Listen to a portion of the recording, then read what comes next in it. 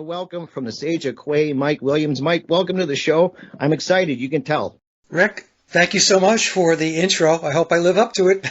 You're going to do great. I mean, I'm really have been talking about this for a while. As I was just saying, I rant once in a while about the Beatles because I kind of take some flack for it, and I don't get it. I never got it. I tried. It's not an effort of trying, but I just never felt a connection to their music. And it's changing, as I said, slowly. It's getting there. I'm starting to appreciate it, I think, because of the musicianship.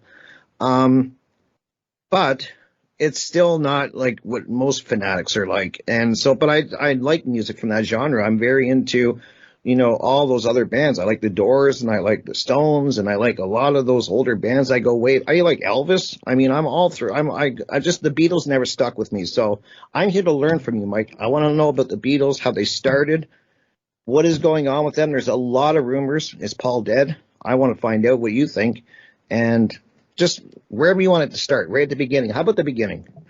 Well, the beginning would be I was one of those people that loved the Beatles, Rick. I grew up with them. Back in 1968, I was a little Beatle freak. I was born in 59, so I was 9 years old in 1968. And I was well aware of the Beatles. And I begged my parents to take me to the movie theater to go see Yellow Submarine. And so my father took both myself and my brother. My brother's 15 months younger than I am. So we had these two little Beatle fans going to the movie theater to go see the movie. And I remember being disappointed because I didn't realize it was an animation. Mm-hmm. But at the very end, the Beatles come out. It's like a 10-minute little segment at the end of the film. And that made it for me. Now, my father had to sit there for an hour and a half in anguish because Dad did not get the Beatles. So they were very influential in my life, and music has been a big, big part of my life, and the Beatles were integral to that. Mm-hmm. And so I was a Beatle freak. I was in the church. I've said on a number of interviews that I had a front row pew in the Church of the Fab Four. And my brother used to come to my house and say that I had a Beatles shrine. I had all of this Beatle memorabilia, posters. To this day, I still have a vinyl collection of Beatle records that probably rivals just about anybody's collection of Beatle albums. I collected for years and years and years, and I collected their vinyl from all across the world. Recently, I've been selling, well, actually, I should say I sold a big chunk of it off. Mm-hmm. I kept the what I deem to be the most collectible, most valuable pieces. But what I've been doing over time, ever since I got into the research on the Beatles, and realizing that there's a completely different narrative than what we've been told. Absolutely. Very, very different. And so some of the luster has come off the band. I still love the music. I still like to listen to it. But it doesn't have the same impact that it used to have because of what my research has unfolded. Mm-hmm. You've done 8 years of research, if I'm correctly remembering. 8 years is a long time. Music, when I started learning about all of what we're going to be talking about, I will agree, Mike, that music for a while, that's a great term, lackluster, because you start to really question all of music, which I'm going to get into with definitely tonight. But I get it. It's when you find out what's behind it, you're like, it really makes you look at it different. It does. It makes you take a hard look at the industry, mm-hmm. not just the music industry, but entertainment overall. Right. And then when you realize that the music and entertainment industry is a huge lever in how the controllers control the world, the pieces start to come together. Now, I will say it's very difficult to get your head wrapped around this. It's a very hard pill to swallow. I was no exception. What happened to me was in 2016, I read a book titled, I'll show it here so people can see it. It's the Memoirs of Billy Shears. Okay, so the book first came out in 2009. I caught up with it in 2016. And the way I found the book, I was on Amazon, and then a recommendation popped up and said, hey, you might like this book. And so I took a look. I read the overview, and I said, okay, I'll give it a shot. And so when the book came and I started reading it, I just couldn't believe what I was reading because the the story that this book tells is so diametrically opposed to the official narrative that it makes you step back. And so I read the entire book, and I wound up having a discussion with Sophia Smallstorm going back into the earlier part of 2016. And I told her I was reading the book, and it's a very, very interesting read. And I needed time to really let things settle in because, like I said, the narrative is so different. Right. And she asked me to come on her show to talk about the book. And at first, I really didn't want to do it. The main reason was because the book is 666 pages, so there's the beginning of some occult numbers, right? Mm-hmm. Yep. 66 chapters, some more occult numbers. And so my first thought was, well, do I really want to spend the time to boil down a 666-page book for a 90-minute or a 2-hour presentation? So Sophia, being Sophia, she was very determined to get me to talk about it. So finally I relented. In order to do the presentation, to do the show with her, I actually had to create this huge PowerPoint presentation in order to organize the book, to organize the topics so it would flow in a way that it made sense to the audience back when I did the show with her back in September of 2016. Before that, I was aware of the Paul is Dead conspiracy. Mm-hmm. And for those that don't know, it's a conspiracy that goes back to 1966, actually, but it got legs in 1969. And the conspiracy says that Paul McCartney, the original Paul McCartney, who I refer to as biological Paul, died in a car crash in late 1966. And we will get different dates. Some researchers will say it was August of 66. The book tells us it was September 11th of 1966. And when we get to that part of our conversation, I'll explain why I think September 11th makes more sense to me. And other researchers will say that the date was November 9th, which is the inverse of September 11th. So November 9th is September 11th. Interesting. And so the book talks about the Paul is Dead conspiracy. It is written in first person, and the author, who is actually really the encoder, is Thomas E.U. Harriot. Okay. And the reason why Tom is referred to as the encoder is because the book is encoded. It is classified as historical fiction, but because the book is layered and encoded, if you're intrepid enough, it's like a big puzzle. Let me just put it that way. So if you're interested in digging and figuring out whether the book is truthful or not, which was what I did, you start to break the code. You start to decode it. And once you do that, you come to the realization that the book is truthful. Are there threads of fiction in the book? Yes. Why is that done? For plausible deniability. Exactly. Yep. So it's very clear once you start reading the book, because it is just loaded up with information that, at least what I thought was, the only way that information can make it into the book is it has to come from a source that is very close or was very close to the situation or is the person that's playing the role of Paul McCartney. Okay. And so we get introduced to Billy Shears on the Sgt. Pepper album. We have the title track, Sgt. Pepper. Then that makes it segues into With a Little Help from my friends. And the transition from the first track to the second track, Billy Shears is introduced, the one and only Billy Shears. And a lot of Beatle fans think that because Ringo sang the song, that Ringo is Billy Shears, and it's not. What the Beatles did was they used Ringo to sing the song as really a way to deflect away from the new Paul McCartney. Okay. It's very similar to what John Lennon did when Ringo released his 1973 album, his self-titled album, Ringo. And there's a song on that album titled I'm the Greatest. Mm-hmm. And I'm the Greatest follows the same format as With a Little Help from My Friends, where John actually wrote the song, wrote the lyrics, and the song is talking about Billy Shears. Okay. And Ringo sings it.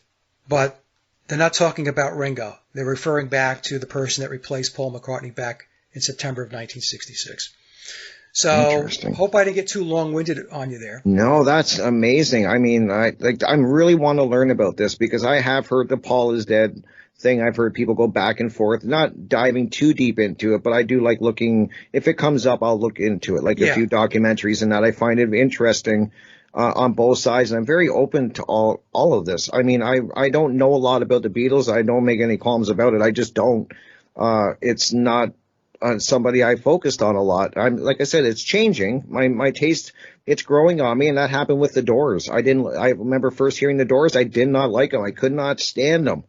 I was like, get the music off. I don't understand this music. And then like 4 years later, I played the Doors, and then I loved them. And then I dove in, got all their vinyl. And so I think you have to be ready for it. So that's just the way my music taste goes. And it's changing even to this day. But I'm like, when a lot of people, I think, they see the Beatles come over and they break, I think, on the Ed Sullivan Show. What show is it that people remember?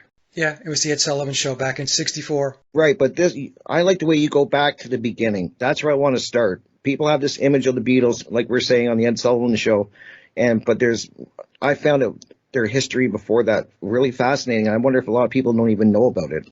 I should also mention that my research goes way beyond Paul McCartney being swapped out and replaced. It sure does, yeah.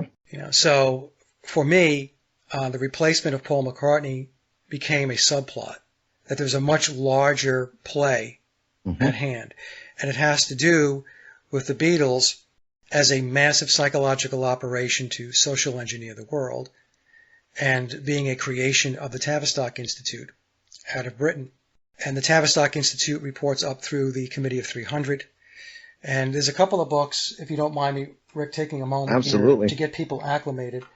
So the world, the way it's presented to the masses as to how it works with presidents and prime ministers and parliaments and the Congress, if we're talking about the United States, that's all theatrics. That's all puppet theater in front of the curtain. If you really want to know how the world works, I would say start with this book here. This is by Dr. John Coleman. The book was released in the early 1990s. It's the Committee of 300. Okay. And in this book, Coleman talks a bit about the Beatles being a creation of Tavistock, because Tavistock reports into the Committee of 300.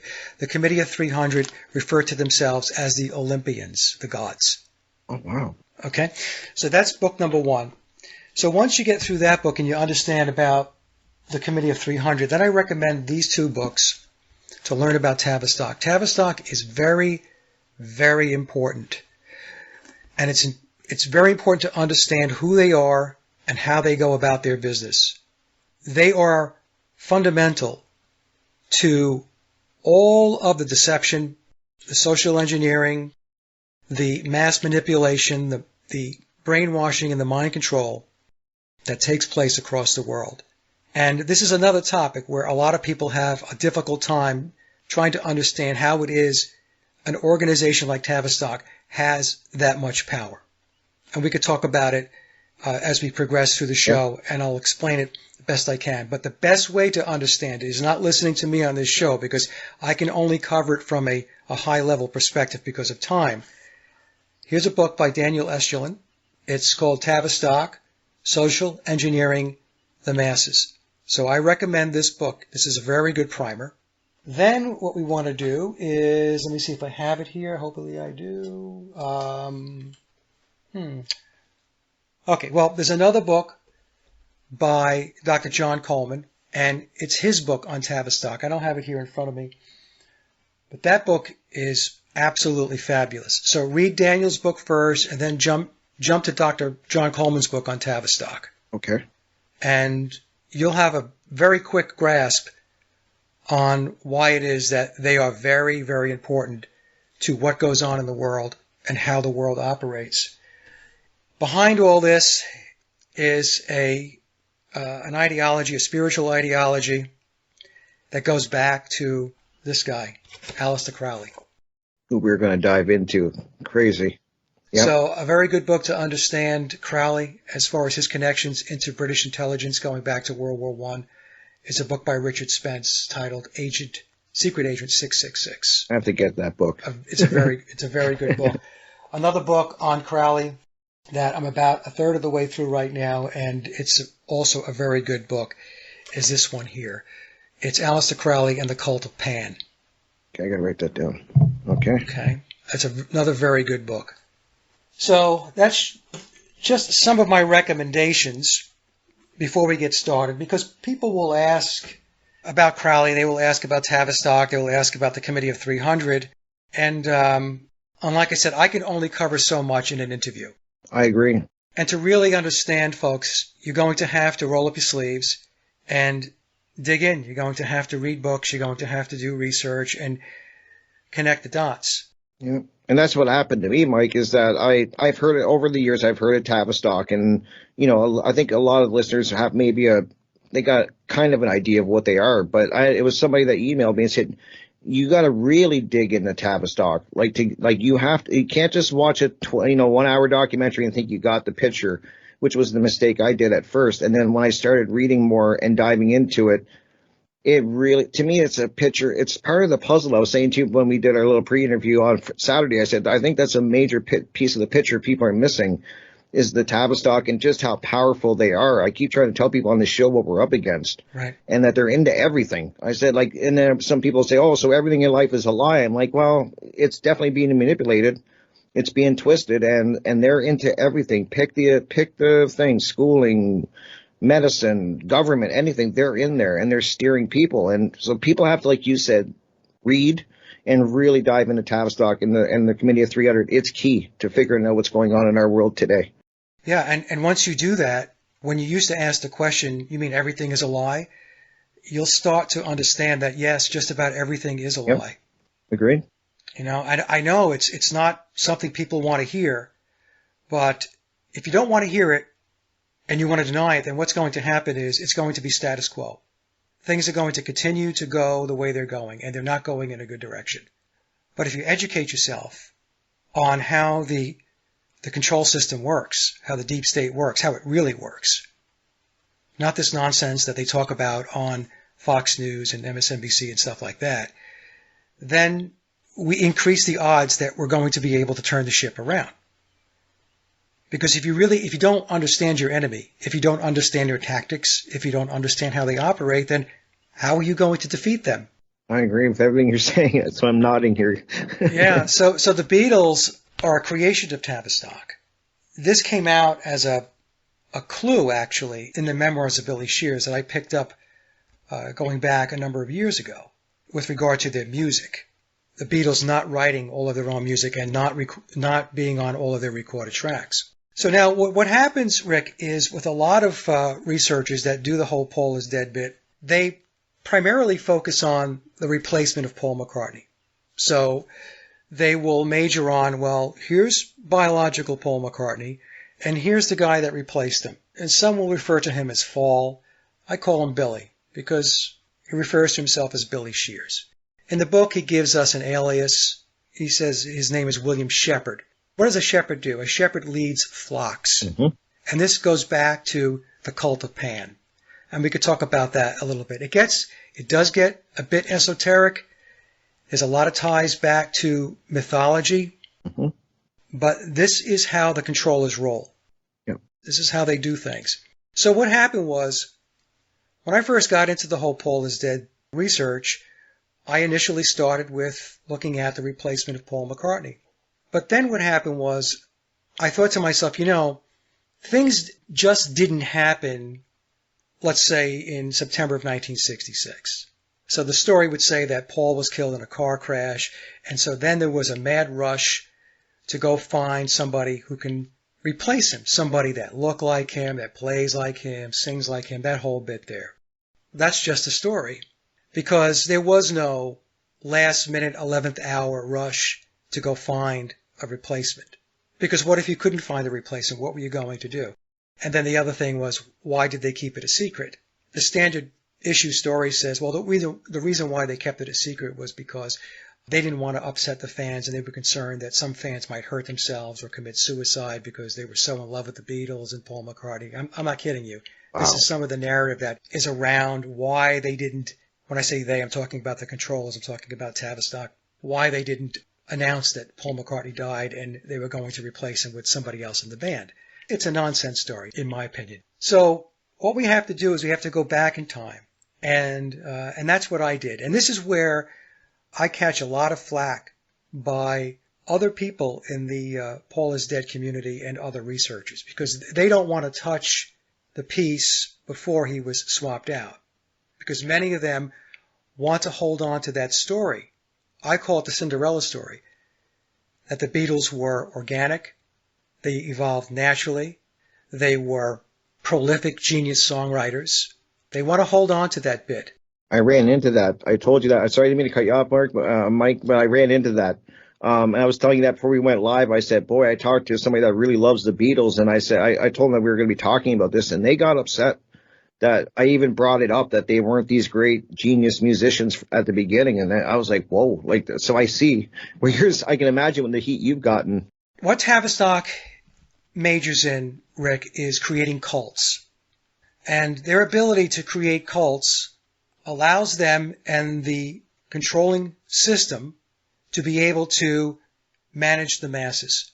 If you believe something so stridently that you're not going to budge, that actually makes it easier for that person to be manipulated, because you know exactly how they're going to react to certain questions or situations or circumstances. So on top of creating cults, what they do is Tavistock looks to reduce the adult behavioral patterns, the critical thinking, down to that of a child.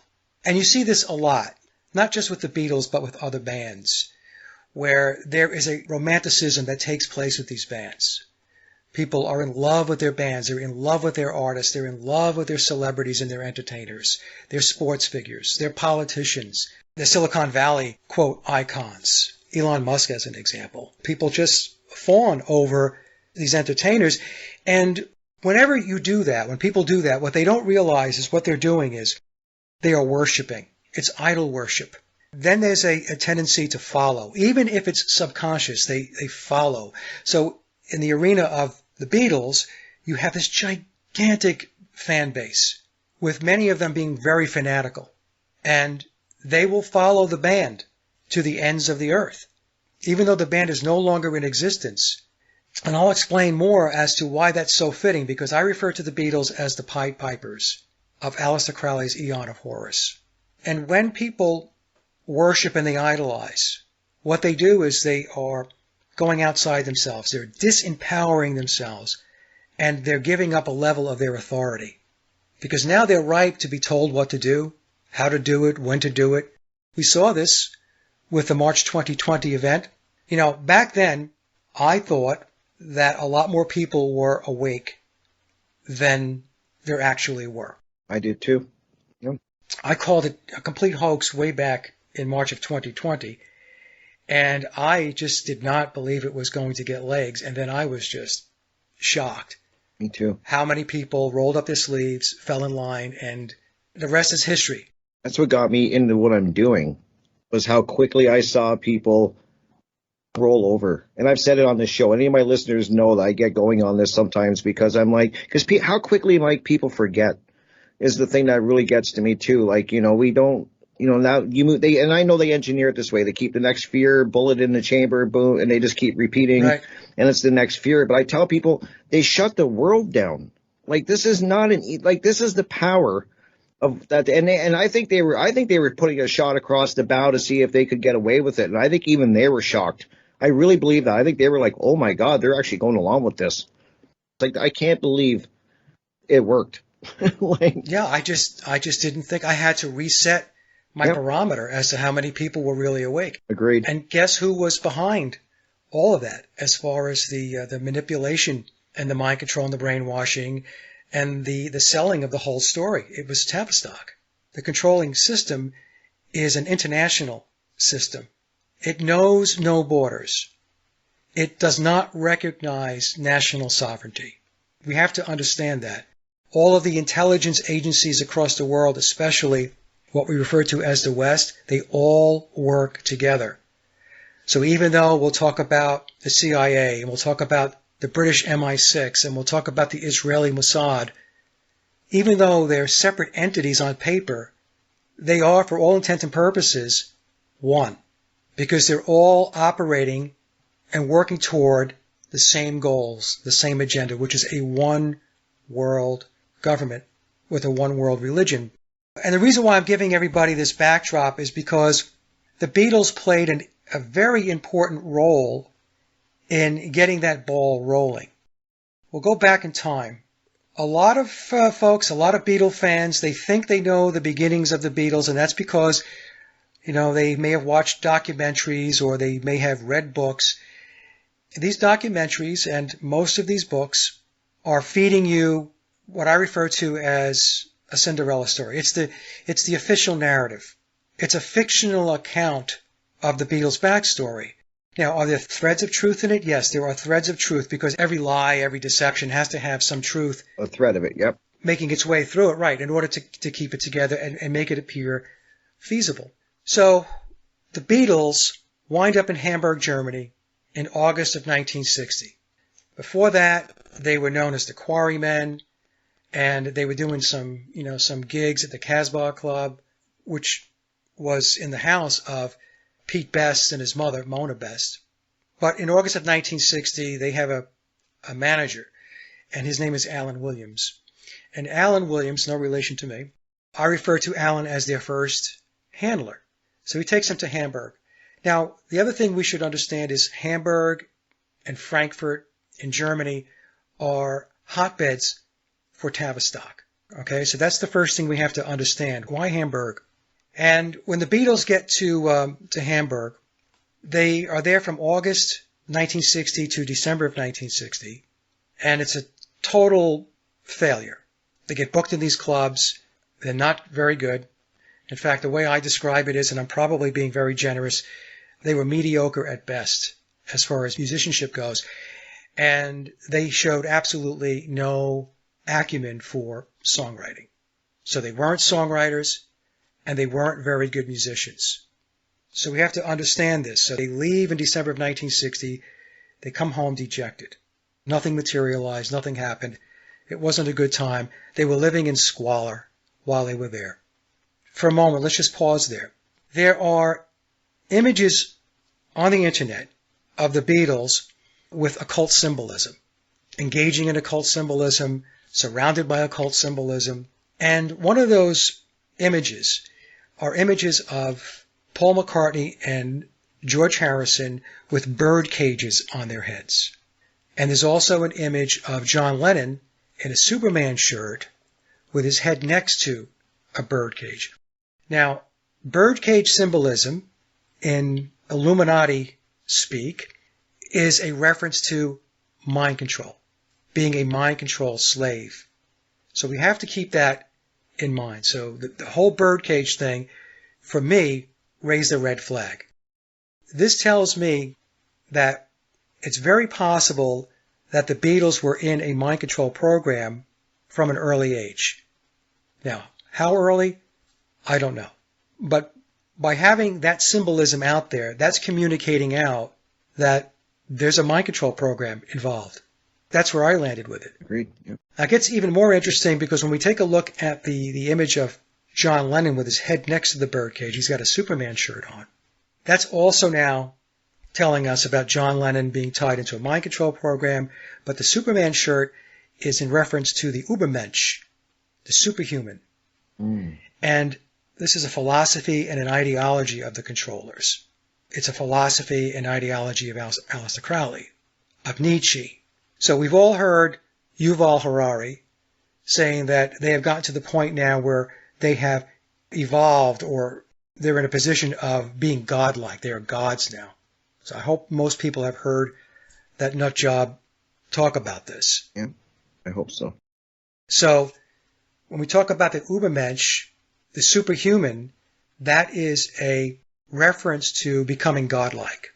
And this is really one of the main tenets behind Crowley and his religion of Thelema, which I have deducted is the primary belief system, spiritual and philosophical belief system of the controllers. So if we think of the controllers as it being a pyramid, I call it the pyramid of power. I believe many of them, the majority of them, subscribe to Crowleyism, and it is a form of Luciferianism. I totally agree. And it's really funny that I've talked to this about people, like I try to talk to people in person, Mike, and I talk to them about this, even online though I will. And some people snap right back and go, well, I don't believe in that. And I always tell them, I'm like, you may not believe in it, but they do. Like that is their religion. Like they believe it. And I'm like, it doesn't matter if you believe in it. That's not the point. People tell me that too. I don't believe in that stuff, and I don't believe this, and I don't Hmm. believe that. I don't believe in the power of numbers and all that. And I say, well, it doesn't matter what you believe because you don't run anything. Yeah. I'm not trying to be flip, but it's the truth. So the people who are in power, they have a belief system. They have an ideology. And their spiritual, for lack of a better term, belief system goes back to the Egyptian mysteries. And it goes back to Babylon, and as well as Greek mythology and other mysteries. But with Crowley specifically, he's clearly centered in the Egyptian mysteries For sure. and the Egyptian mythology of Osiris, Isis, Set, and Horus. So when Klaus Schwab and the World Economic Forum announced the Great Reset, it's the return of Set. And what does that mean? What they're looking to do when they say the return of Set, it's the return of chaos. It's the return of darkness. And now what's going to happen in their minds, okay, because this is the Egyptian mythology, there's going to be a battle between Set and the savior god, Horus. And this ties back to the Beatles. If we take a look at Peter Jackson's documentary that he did on Let It Be, the Get Back documentary going back a couple of years ago. Yep. Yep. If you take a look at the splash screen that Peter's team put together, it says Get Back, but take a look at the way the G is written, the font. It looks like an S. Set back, or Set is back. What they're doing is they're going through an alchemical process. This is what they're doing. And the elites, the controllers, whatever you want to call them, the Illuminati, they are driven by their belief system. It's another ism. The people behind the curtain are running the world based upon their spiritual and philosophical beliefs. Hmm. All right, so the reason why I wanted just to cover that a little bit. So now let's go back to the Beatles in the early days. So we've got the Beatles. Now they're young guys. In August of 1960, I think George is like 17 years old. Paul is 18 years old. John's a little older. Pete Best is there. There's no Ringo at this point in time. And so, they go through this 1960 period, August through December, and nothing materializes. John and Paul come back to Liverpool, dejected. And so then what happens is, they get into 1961, and they're doing these gigs. They're playing in Liverpool and in adjacent areas, and they're still not a very good band. They meet up with Brian Epstein on November 9th of 1961. So here we have another 11/9 or 9/11 encoded date or event. Yeah. From that point on, let's just take November of 1961, move forward now 2 months. They wind up with a demo with Decca Records on January 1st of 1962. I need the audience just to stop and think about this, and especially if you are a musician and a songwriter and you're in a band. I want you to think through this. They show up in August of 1960 in Hamburg. They're not very good musicians. They're not songwriters. Then, 16 months later, they wind up at Decca doing an audition. That doesn't make sense. Okay. 15 songs, 12 of which are covers, and then they did 3 originals, nondescript originals, which never made their way. The originals never made their way onto any of their albums when they were together as a band, as a unit. The songs didn't make it onto an album until later on when Anthology was released in the 1990s. So they do this tape, this demo with Decca, and Decca turns them down. Decca says, no, we're not going to sign you. A month later, in February, their manager, Brian Epstein, they have a new manager now. It's no longer Alan Williams. He takes the tapes to George Martin, and George Martin worked for EMI. And George Martin was the head of the Parlophone label. So Parlophone was part of EMI. And so Brian Epstein plays the tapes for George Martin, and George Martin, I'll read you exactly what he said. He says to Brian Epstein, if you want me to judge them based on what you are playing me, I'm sorry, I need to turn you down. So what's interesting is now they've been turned down twice, by Decca and by EMI. Then mysteriously what happens is they are then doing performances for the BBC. Now we have to take a step back and say, okay, now hold on a second. You weren't a very good band. You weren't writing songs. 16 months later, you wind up at Decca doing a demo. Okay, they turned you down. Then you go to EMI. You play tapes for George Martin. Martin turns you down. And then somehow you wind up connected into the BBC and you're doing the live at the BBC sessions. Well, how did that happen? Yeah, that doesn't, yeah. Okay, so the other thing we should know about the live at the BBC sessions, they were not live. So for those of you that have the CDs and you think you're listening to live performances, you are not. It's documented in mainstream sources that those sessions, they did takes and they did overdubs. And then the shows were released a couple of weeks down the line. Oh, okay.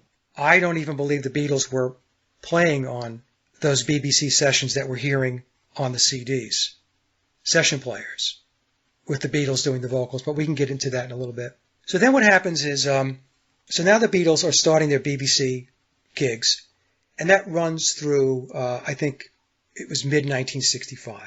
And while they're doing that, they were also continuing to play night after night after night after night. If it wasn't in Hamburg for weeks on end, they were doing local gigs around Liverpool and the adjacent areas. So they were getting all of these gigs. So another question is, how were they getting all of these gigs? And if you take a look into Wikipedia and you type in the Beatles live shows, you're going to see that it was just about every night. They had a couple of breaks here and there, but it was just bam, bam, bam, bam. It just kept going. So they're doing that. They're doing the BBC gigs. Now, this is a band that was turned down twice by Decca and EMI. Yeah. So then in June of 1962, they are signed by EMI. George Martin had a change of heart. So 4 months prior, George said no. And then 4 months later, he's like, okay.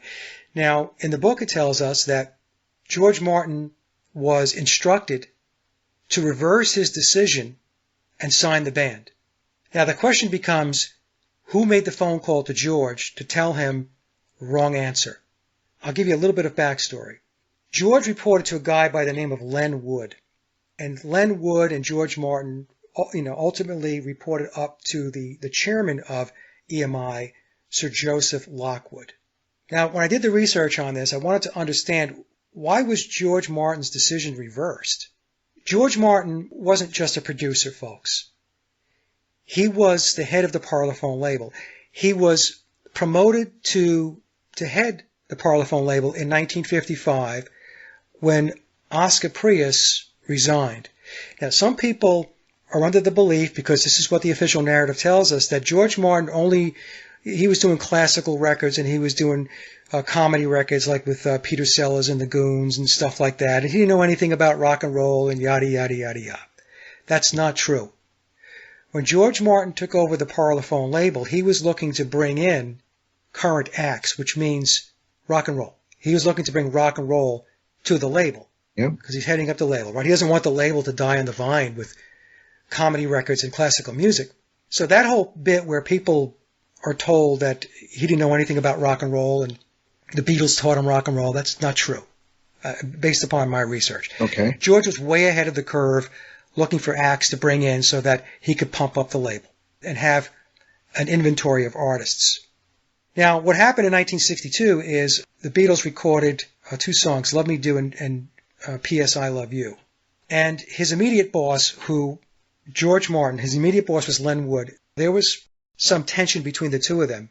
And Len told George to sign the band, and I'll give you my opinion on this.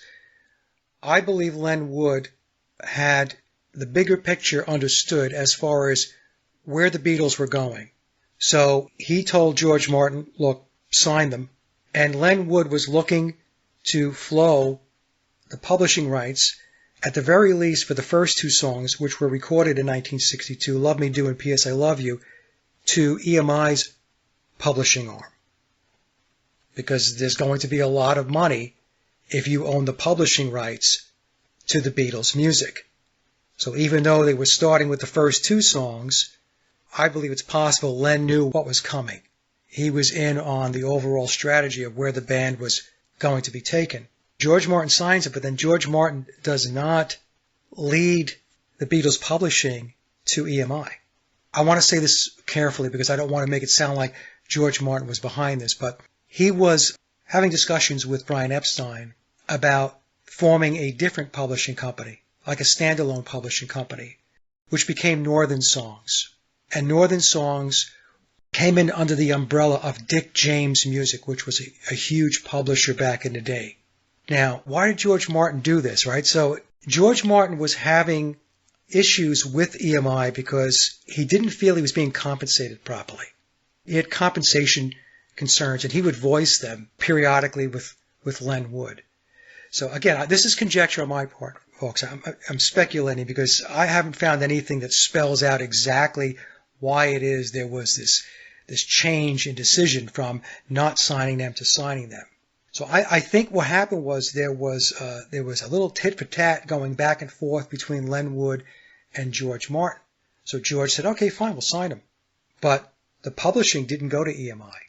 And by the way, between Dick James and Brian Epstein, they took a huge piece of the publishing at that point. So that's a little bit of a backdrop. So George is told, you got to take them on. George, he signs them. But here's the other kicker. When the Beatles show up, George Martin doesn't work with them immediately. He assigns it to his assistant, Ron Richards. So George is still not touching the band. In memoirs, it tells us that Ron Richards spends time with the Beatles in the studio, and he really couldn't get anything out of them. They were not studio savvy. They just weren't very good musicians. So they listened to the playback, and it was at that point, again, this is spelled out in memoirs, George Martin gets another phone call and says, okay, look, there's no delegation on this. You have got to work with this band directly. Now, Ron Richards, so everybody knows, Ron later went on to produce the Hollies. So Ron was, he wasn't a slacker. Ron was very capable. But, George Martin was told, okay, you need to work with them directly. So what I want to do now is, so we're up to June of 1962. And what I want to do is just read you some quotes from George Martin. Okay. Now, before I do that, there was a Mersey Beat article going back to August, September of 1962. In that article, it announced that Pete Best was out, Ringo was in as the drummer. But in that article, it also says this, and I'll read directly from the article. The Beatles will fly to London to make recordings at EMI Studios. They will be recording numbers that have been specifically written for the group, which they have received from the recording manager, George Martin. That's interesting. So let me read that again, folks. They will be recording numbers that have been specifically written for them. Not by them, for them. So George Martin is looking for music that they can record. Why is that? In the 1980s documentary, The Complete Beatles, it tells us that John Lennon and Paul McCartney, between the two of them, whether individually or as a team, between 1956 and 1962 wrote 100 songs between them. They didn't record them, but they wrote 100 songs between 1956 and 1962.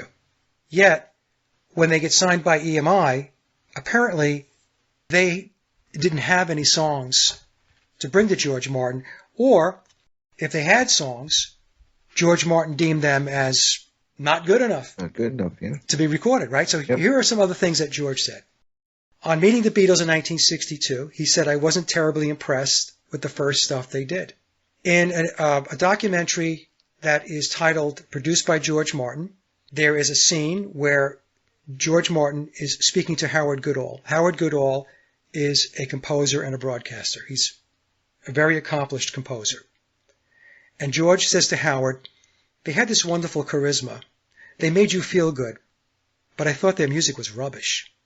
And then in another interview, he says that even though they had really nothing behind them, now remember, George is saying they had nothing behind them, but the documentary says that they had 100 songs written between them between 56 and 62. And George Martin is saying they had nothing behind them, but they were still fairly irreverent. And then he goes on to say, so I looked at these four guys and I thought none of them shines above all the others. So nobody stood out. He said, Love Me Do was the best song I could find from them at the time.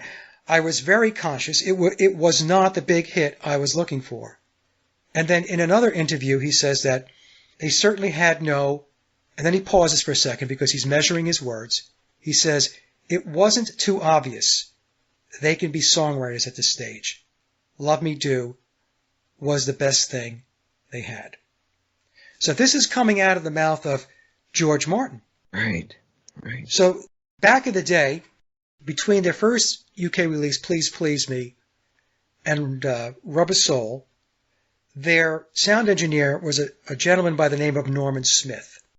So in 1971, in a music magazine called the New Musical Express, in the article, Norman Smith says the following things. He was not impressed at all. They were awful. He had doubts about their musical ability. With regard to recording Love Me Do, he said we had some hard times working on that one. And he said in the article that they failed in the studio. Now, in that article, what he then does, which is something that we see a lot in the Beatle narrative, you'll have these unflattering things said, and then they move to kind of like they want to prop up the story. Okay. So they move to a more flattering line of discussion, and then Norman goes on to say that the Beatles talked their way into a contract. Now, between you and me, Rick, nobody talks their way into a contract. Nope. Right? Exactly. Either you have it or you don't. Yep. Then he goes on to say they had so much personality and so much magic about them. And the word magic is very important. If we get an opportunity to talk more about Crowley, we'll understand why. When you look at the Beatles narrative and you really investigate and dig into the official narrative, the official story, some of the stuff is just, it borders on ludicrous. So as an example, we're told that for the Beatles' first album, UK release, their official releases, by the way, were their UK albums, not the capital releases in the US. They tell us that in February of 1963, the Beatles recorded 10 of the 14 songs in their first album in one day, in one long session. Wow, okay. 10 of the 14 songs were recorded in one day. But here's the kicker. Norman Smith goes on to say that we did their first album, Please Please Me, in one take. In one take. I'm going to tell you right now, I have been a musician for a long time, a songwriter for quite a long time. Mm-hmm. I'm very familiar with the recording process, very familiar with writing songs, the music, the lyrics, and so on. 10 songs, bang, bang, bang, bang, bang, in one take. That doesn't even sound plausible. Right? Yeah. So then he goes on to say we did the whole album in a day. That's how we did it back then. But we have to remember now, I just read you this piece, folks, right? But if we go back to what he also said in the article, he was not impressed with them. They were awful. They had a hard time getting Love Me Do down, and they failed in the studio. So this is what we're talking about. This is what I refer to as the unofficial story around the Beatles. So we have this whole backdrop here, and then what happens is in March of 1963, they release their first album, Please Please Me. So remember now, they get signed in June of 1962, and then a mere 9 months later, from a band that had nothing behind them, that their producer felt like he needed to go find songs for them, they make an album. They make an album. Wow. So this band that had nothing behind them, now they have these 8 original songs in the bag on the first album, Please Please Me. And by the way, it was released on March 22nd of 1963. March 22nd is 322. It's the Skull and Bones number. Fast forward, then we get to their second album, With the Beatles. That's released in November. So 8 months after Please Please Me is released, in November of 1963, and it was on November 22nd of 1963, which is the same day that John F. Kennedy was assassinated. And November 22nd is 11 and 22, which is 33. Another occult number. Another occult number, okay? On that album, another 8 original songs and 6 covers. So between the first 2 albums, we have a band that didn't have any songs. They weren't very good musicians. And now all of a sudden, there are 16 songs that we're told that they wrote, originals, for the first 2 albums. And then when we move forward to the third album, A Hard Day's Night, There's 13 tracks on A Hard Day's Night, and we're told that all 13 tracks were penned by the Beatles. No covers. Once you dig into it, there should be a lot of questions. For sure. Right. So now, just to give you some time frames, just to put it into perspective, okay? And let me see here. Let me just get there. Okay. So let's just use Hamburg as a stake in the ground. August of 1960. So here is some elapsed time analysis. From Hamburg to the Decca audition, 1 year and 4 months, 20 days, 16 months. Remember, they started as nothing. Hamburg to the EMI contract in June of 1962, 1 year and 10 months. Hamburg to their first release, Please Please Me, their first UK album, 2 years and 7 months. Hamburg to With the Beatles, 3 years and 3 months. Here's something I think people really need to get their heads wrapped around. Starting with the starting point being August of 1960 in Hamburg, and then landing in the United States on February 7th of 1964 is 3 years and 5 months. So the Beatles went from zero to hero in 3.5 years. From Hamburg to landing in America. And by the way, when they came to America, the tagline for that was, the Beatles conquer America. Yep. The British invasion. So when we talk about the British invasion, think in terms of Tavistock. The Tavistock invasion. The Beatles conquer America. It was very important for the world order, the New World Order, for the deep state, however you want to refer to them, whatever label you want to give them, the control system, to be able to take control of the United States and to take down traditional values, and especially they had institutionalized religion on the radar too, and specifically Christianity. Right. So Christianity was in the crosshairs. Christianity had to be taken down along with the traditional values that permeated the United States. So the Beatles were all part of that, and a lot of people struggle with that because they say, well, I don't know. I mean, I like the Beatles' music, and they were these 4 mop-top lads. I mean, well, what you have to understand is the way Tavistock operates is it's incremental and it's methodical. So they had to start very basic. Now, understand also that when the Beatles were in Hamburg, they weren't in suit and ties. They were dressed in leather. That's interesting, too. Yeah. Yeah. So when Brian Epstein got them, he cleaned them up. Like he threw them in the shower, scrubbed them up, said, here, right? Here, wear, here's a white shirt, a tie, here's some Beatle boots, and here's a suit, and this is how we're going to move forward until we got to later, towards 65, 66, especially when we get to 1967 with the release of Sgt. Pepper. That's when everything changed drastically. But there were still changes between 62 and 66. The Beatles released 2 albums a year from 1963 through 1966. Jeez. So they were on the hook for 2 a year, in the early part of the year, and then another album later in the year in time for Christmas. So in 63, it was Please Please Me and With the Beatles. In 64, it was A Hard Day's Night and Beatles for Sale. In 1965, it was Help, and it was Rubber Soul. And then in 1966, it was Revolver. And then they released a, quote, greatest hits album. And I don't know if we're going to be able to get into this too much, but it was really a transitional album. It was called A Collection of Oldies. Okay. So here we had a situation where in the latter part of 1966, they released an album called A Collection of Oldies for songs that only dated back 3 years. Why would you refer to a song that was recorded 3 years ago or 2 years ago or a year ago as an oldie? Doesn't make sense. Yeah. Well, the reason for that is because Paul McCartney was gone at the end of Revolver. So Revolver was released on August 5th of 1966. He passed away on September 11th of 1966. And so they had to put a second album out. So what they did was they put this transitional album out, A Collection of Oldies, which was a, quote, greatest hits album. And that was the segue, the bridge between Revolver and Sgt. Pepper. And Sgt. Pepper was Billy's album. That was Billy and George Martin working together. Mm-hmm. In fact, Billy, when I talk about Billy, folks, I'm talking about the guy that's playing Paul McCartney today. He's the guy that's had the primary contract to play Paul McCartney since 1966 to current day.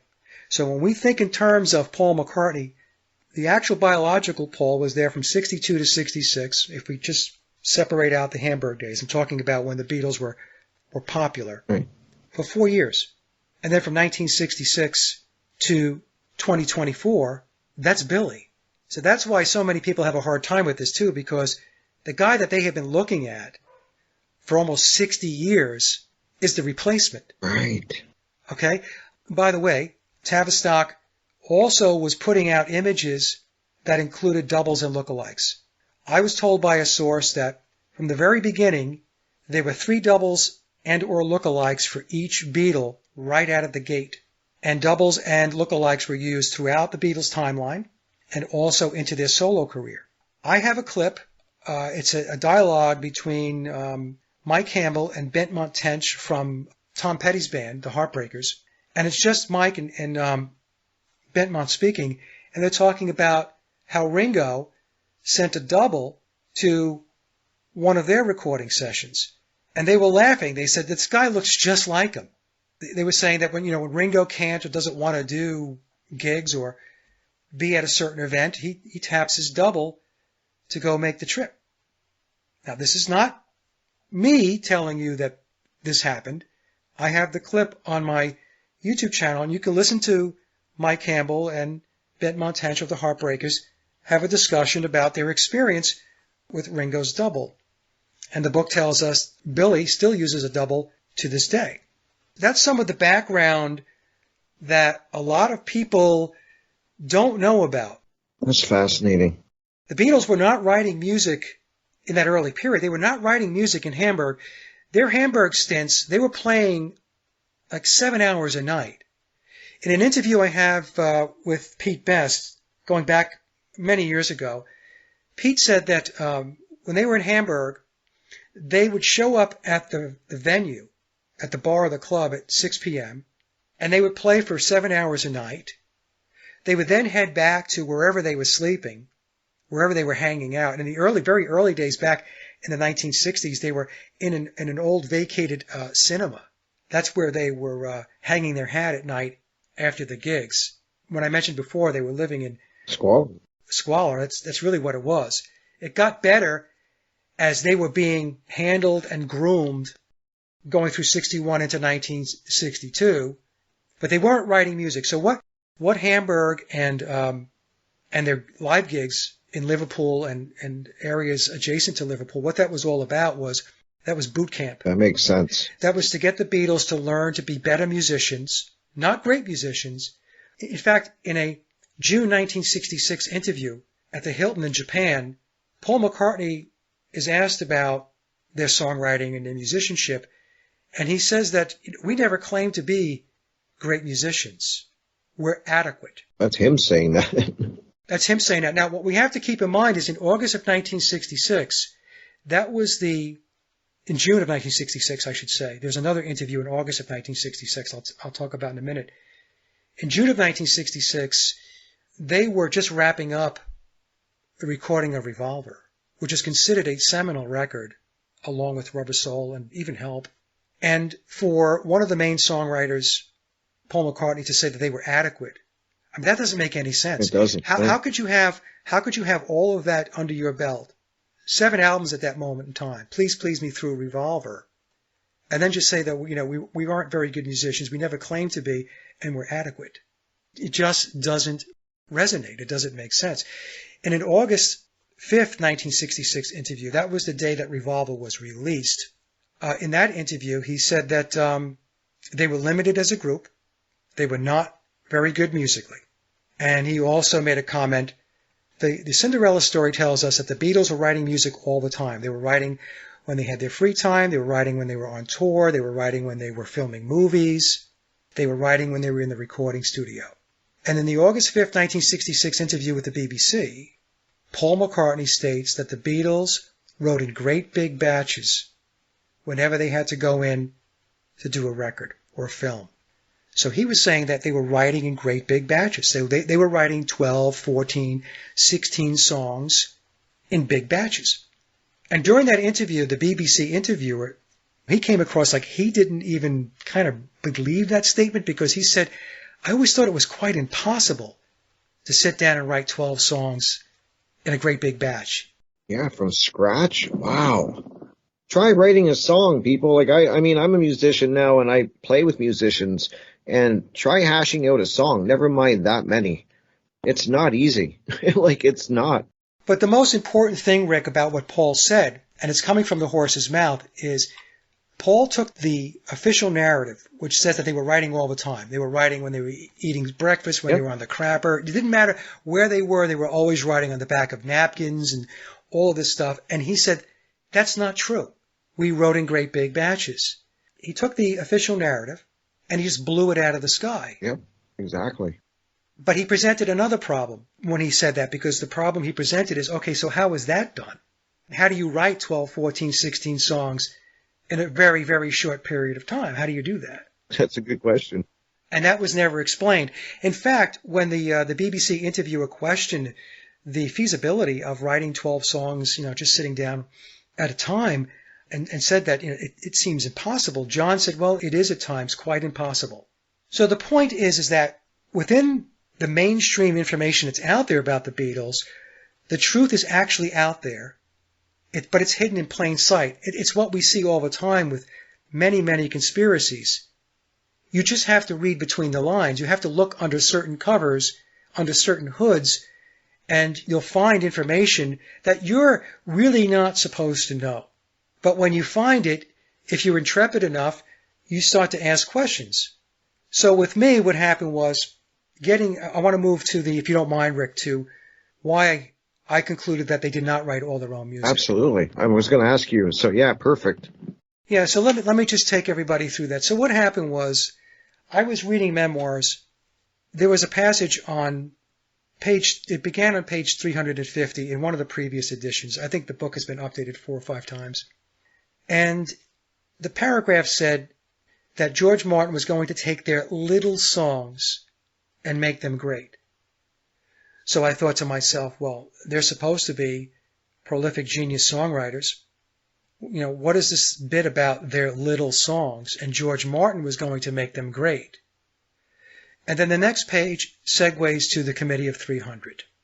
And it mentions the snitch. The snitch was John Coleman.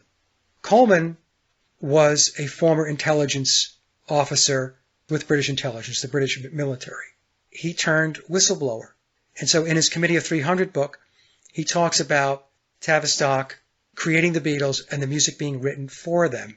And the person that he mentions that wrote the music was Theodore Adorno. And Theodore Adorno was out of the Frankfurt School. The Frankfurt School is about 6 hours drive from Hamburg. And the Frankfurt School is connected at the hip to Tavistock. Right. Yeah.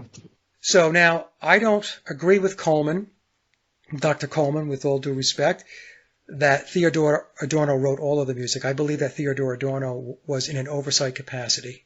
He was overseeing this psychological operation, this social engineering project titled The Beatles. And he was working together with George Martin. The other thing also I should mention that EMI, the label EMI, has connections back to the British military-industrial complex. So I believe it was Theodore Adorno and George Martin that were the managing directors. I think George was the managing director and Adorno was in an oversight capacity, reporting into the Frankfurt School in Tavistock to put this whole thing together. So, and I'll get into more of this in a moment, but what happened was, so I got the clues out of the book and I'm like, what is this book telling me? Mm-hmm. I think it's telling me that I should look into whether they wrote their music, all their own music. So sometimes, these synchronistic events take place in your life, Rick. And for me, I came across a series by Scott Fryman, and it's called Deconstructing the Beatles. And what Scott does, he's a musicologist, he's a composer himself. He has he's a very solid resume, but he presents the Beatles' official narrative. I'm not knocking Scott for that. That's what he does. Okay. On a lark, a little bird whispered in my ear and said, get the Rubber Soul series, the Rubber Soul episode of the series. Okay. of the deconstructing. So I call it deconstructing Rubber Soul. So I get the DVD. I buy it off of Amazon.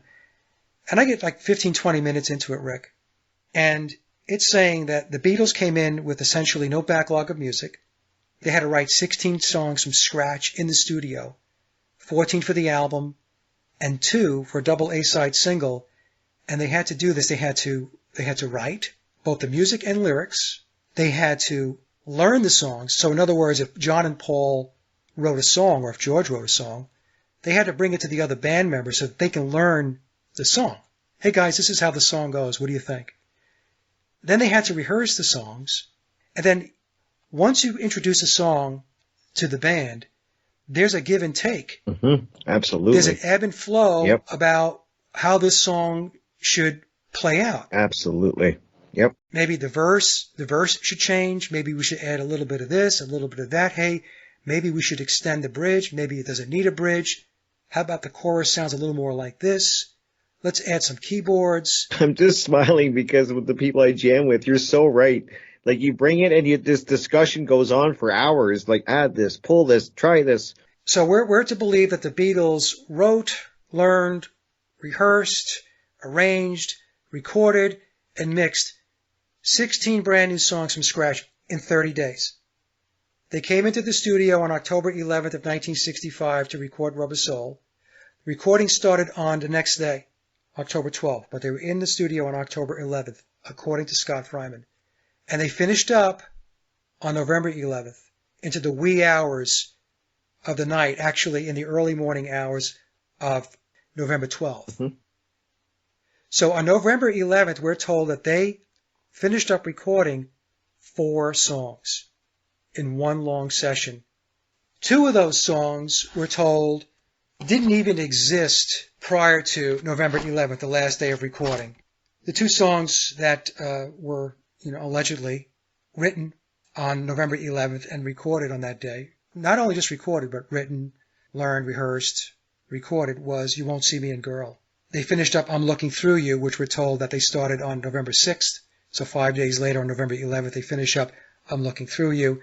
And then we're told that to finish off the album with 7 songs on each side, a 14-track album, they brought us the song Wait in, the basic rhythm tracks, from the help sessions earlier in the year. So they added some overdubs and vocals to that.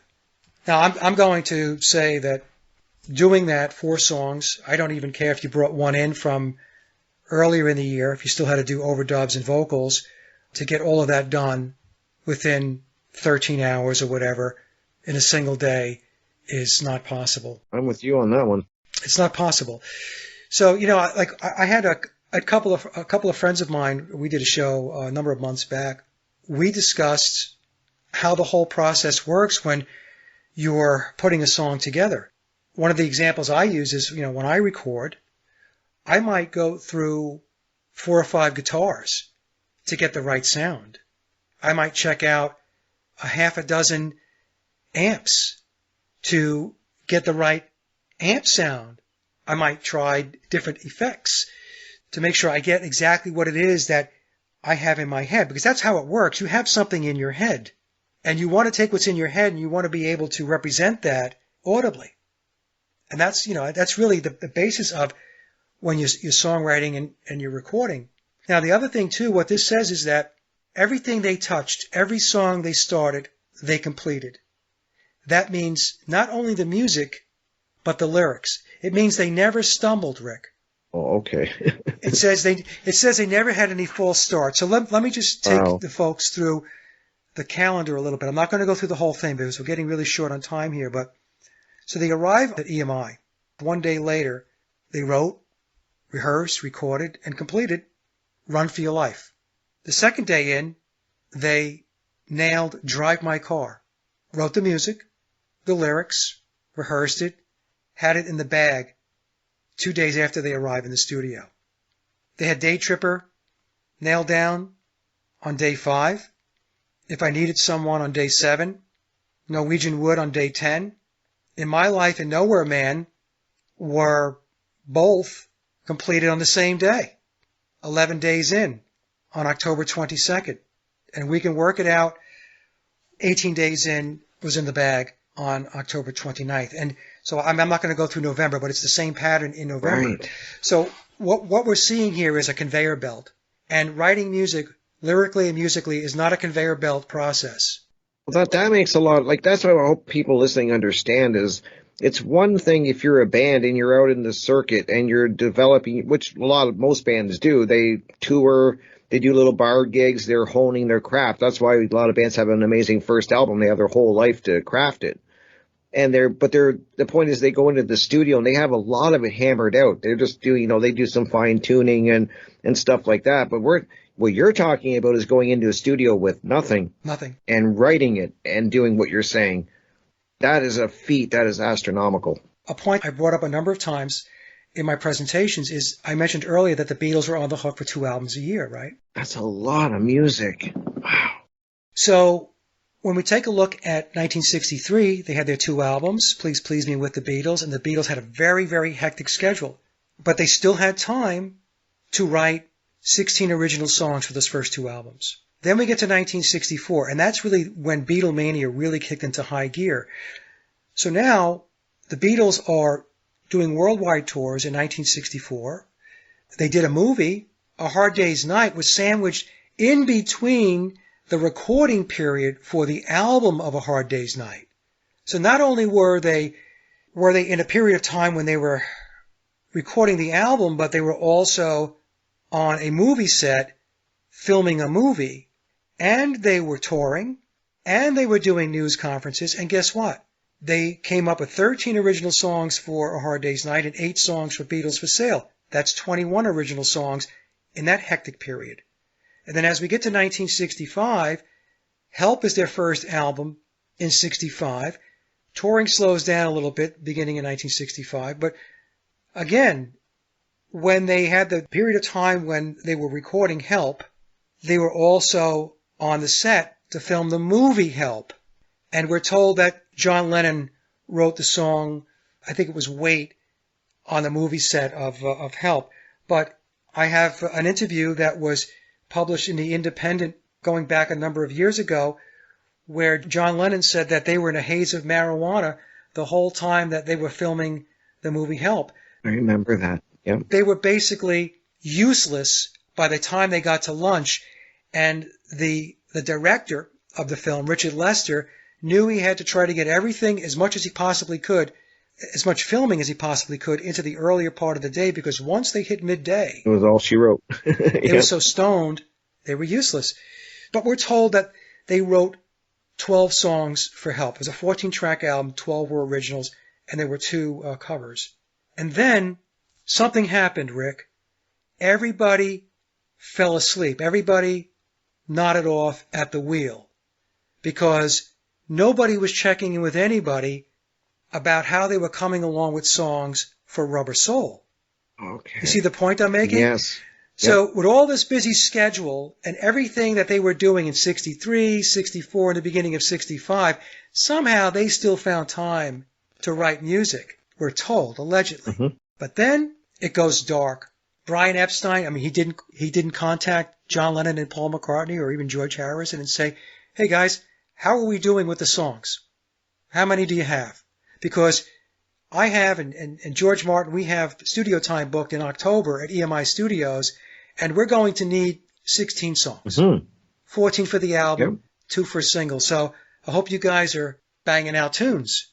Evidently, that conversation never took place. Nor, evidently, did it take place between George Martin and the band. The producer of the band, he doesn't inquire about how they're coming along Right, with songs. I would be.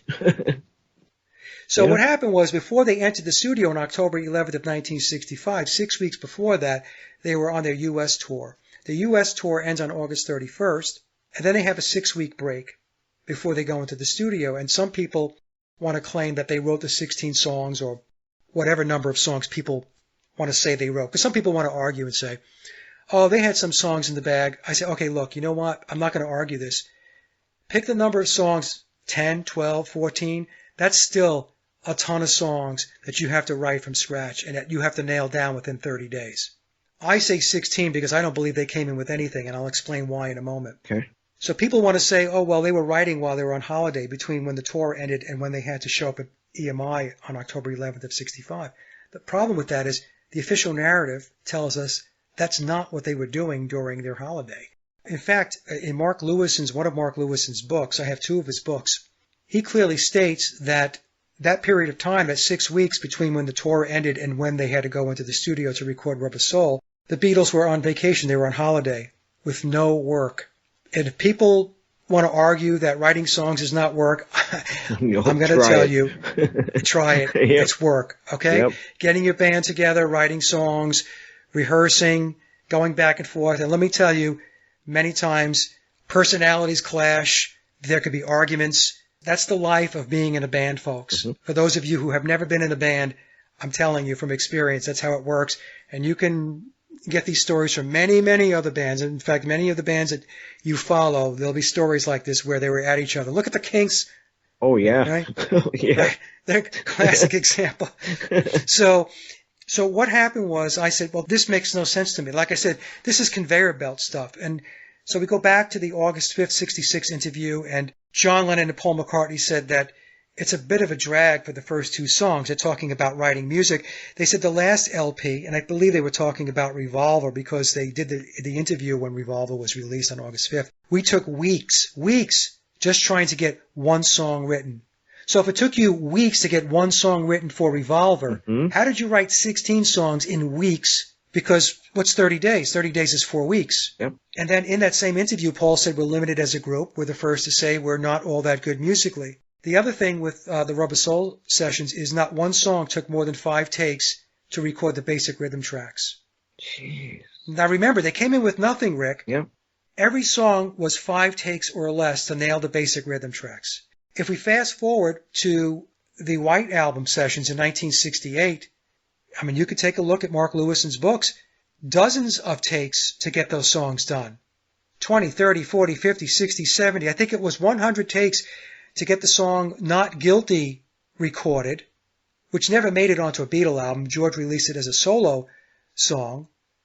So we're talking about dozens and dozens of takes 3 years later. So we have to ask the question, well, what happened to your studio prowess? I was just going to ask that. Yeah. In 65, you can do this stuff in less than 5 takes. You're getting worse. You're getting worse. You're going backwards. Yep. Well, the truth of the matter is they weren't going backwards. It's the Rubber Soul story is total fiction. So the other thing with the 30 days is there were 6 days when there was no recording scheduled due to fan club obligations. That was 1 day. There was mixing within the 30 days. That was 2 days. They stepped out for a day to receive their MBEs. And they also stepped out for 2 days to do a TV special. So in October, they did 8 songs. They were recorded in 18 days in a total of 28 takes for all songs. So 8 songs in 18 days, no more than 28 takes for all 8 songs, which is an average of 3.5 takes per song. In November, they finished the other 8 songs. Remember, there were 16 songs, 14 for the album, 2 for the single, right? They did that in 13 days, in 5 less days than they did in October. In a total of 14 takes, which is 1.8 takes per song. And if somebody wants to argue, well, they brought weight in, so there were really no basic rhythm track takes, then we can say that the average was for November 2 takes per song. If I back weight out. Either way, it's not feasible. It's not reality. It's not reality. No. So 16 songs in 31 days with in a total of 42 takes for all of the songs, averaging 2.6 takes per song. 8 songs were started and completed on the same day, and 4 songs were completed on the very last day. I took everybody through that on November 11th, which is, in my view, an impossible task. So that's one problem with Rubber Soul, and there's another problem with the manufacturing process that I won't get into right now because we're really I know. I'm going to have to ask you, Mike. I hope you can come back and do a part 2. Yes. I would love to schedule that for in a few weeks if you're available. I know you're really busy, but I would love for you to, because we haven't even got into Tavistock and Alister Crowley. We're just building this foundation. So I really hope we can do a part 2. I would love to have you back.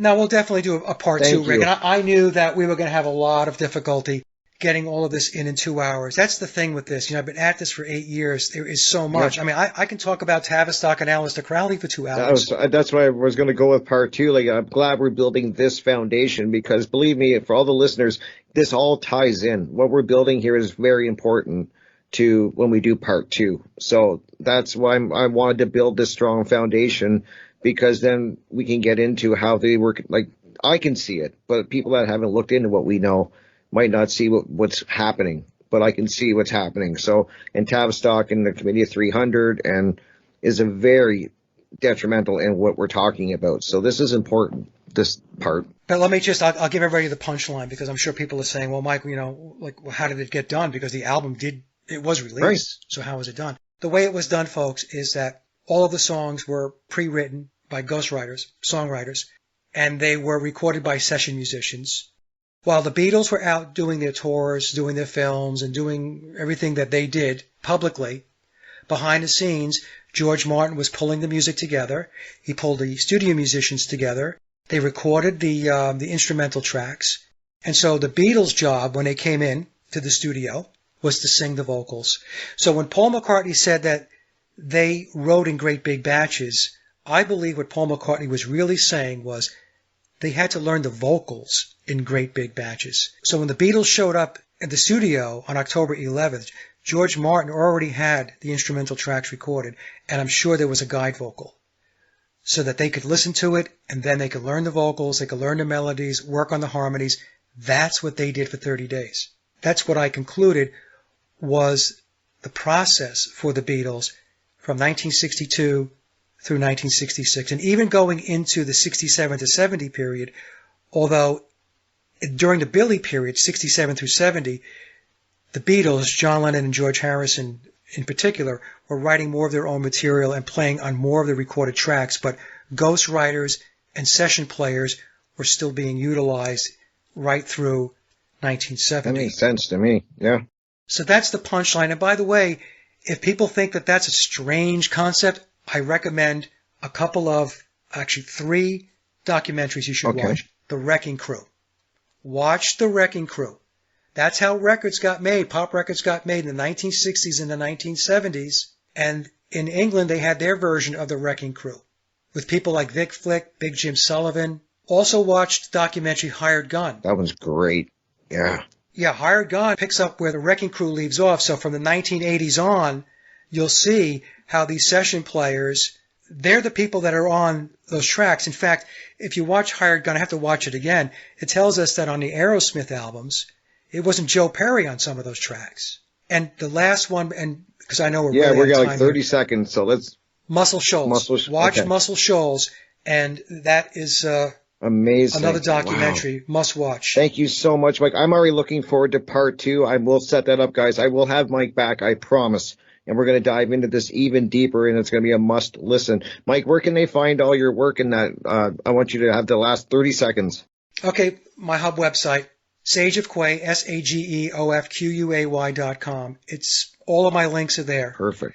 All of my platforms. You can hit my music there. Lots and lots of stuff there. So it's one-stop shop. That's amazing. And thank you guys so much for tuning in. As I said, a listener made this happen by a request. Please reach out to me if there's guests you want. And I will have Mike back for part 2 as soon as I can set it up, guys. So thank you for tuning in. Thank you for sticking around. And I will see you next Monday, guys. Have a great week. And thank you once again, Mike. Amazing. Welcome back, Mike. I'm excited, as you can tell, to have you here. Thank you so, so much for taking time to come and do part 2 with me. I've been looking forward to this one. Thank you, Rick. Thank you for having me back. So did you have a lot of backlash from the the first show? Yeah, like not backlash from the show. It was because the information that I've been learning. And then I kind of talked to I have a few musician friends that are really big Beatles fans. And it's really weird that when you start questioning anything about their songwriting or their musicianship in the early days, like when we were talking about in Germany and stuff like that, they get really defensive. Like, no, they were always amazing. They were always great artists. They were always this. They were always that. And I'm just like, I'm not saying that they didn't become great. I never said that. I don't think anyone has. But I'm saying they're not, they were kind of built. And then they really got upset. Yeah, well, they were not great when they started. I know. You don't have to take my word for it. For those who believe that and are listening, all you need to do is go back and listen to the interviews that the Beatles themselves, especially the guy that's playing Paul McCartney, Billy Shears, in a number of interviews that he's done, he has said that in the beginning they weren't very good. But in any case, you were describing the reaction, which is something that I'm very used to, by the way. I was just... I can imagine. Yeah. But what Tavistock, and we'll get into Tavistock, what they're very, very good at doing is creating cults. And so when you look at the Beatles, they are a cult. They're a huge cult with a huge following. I would argue that it's a religion.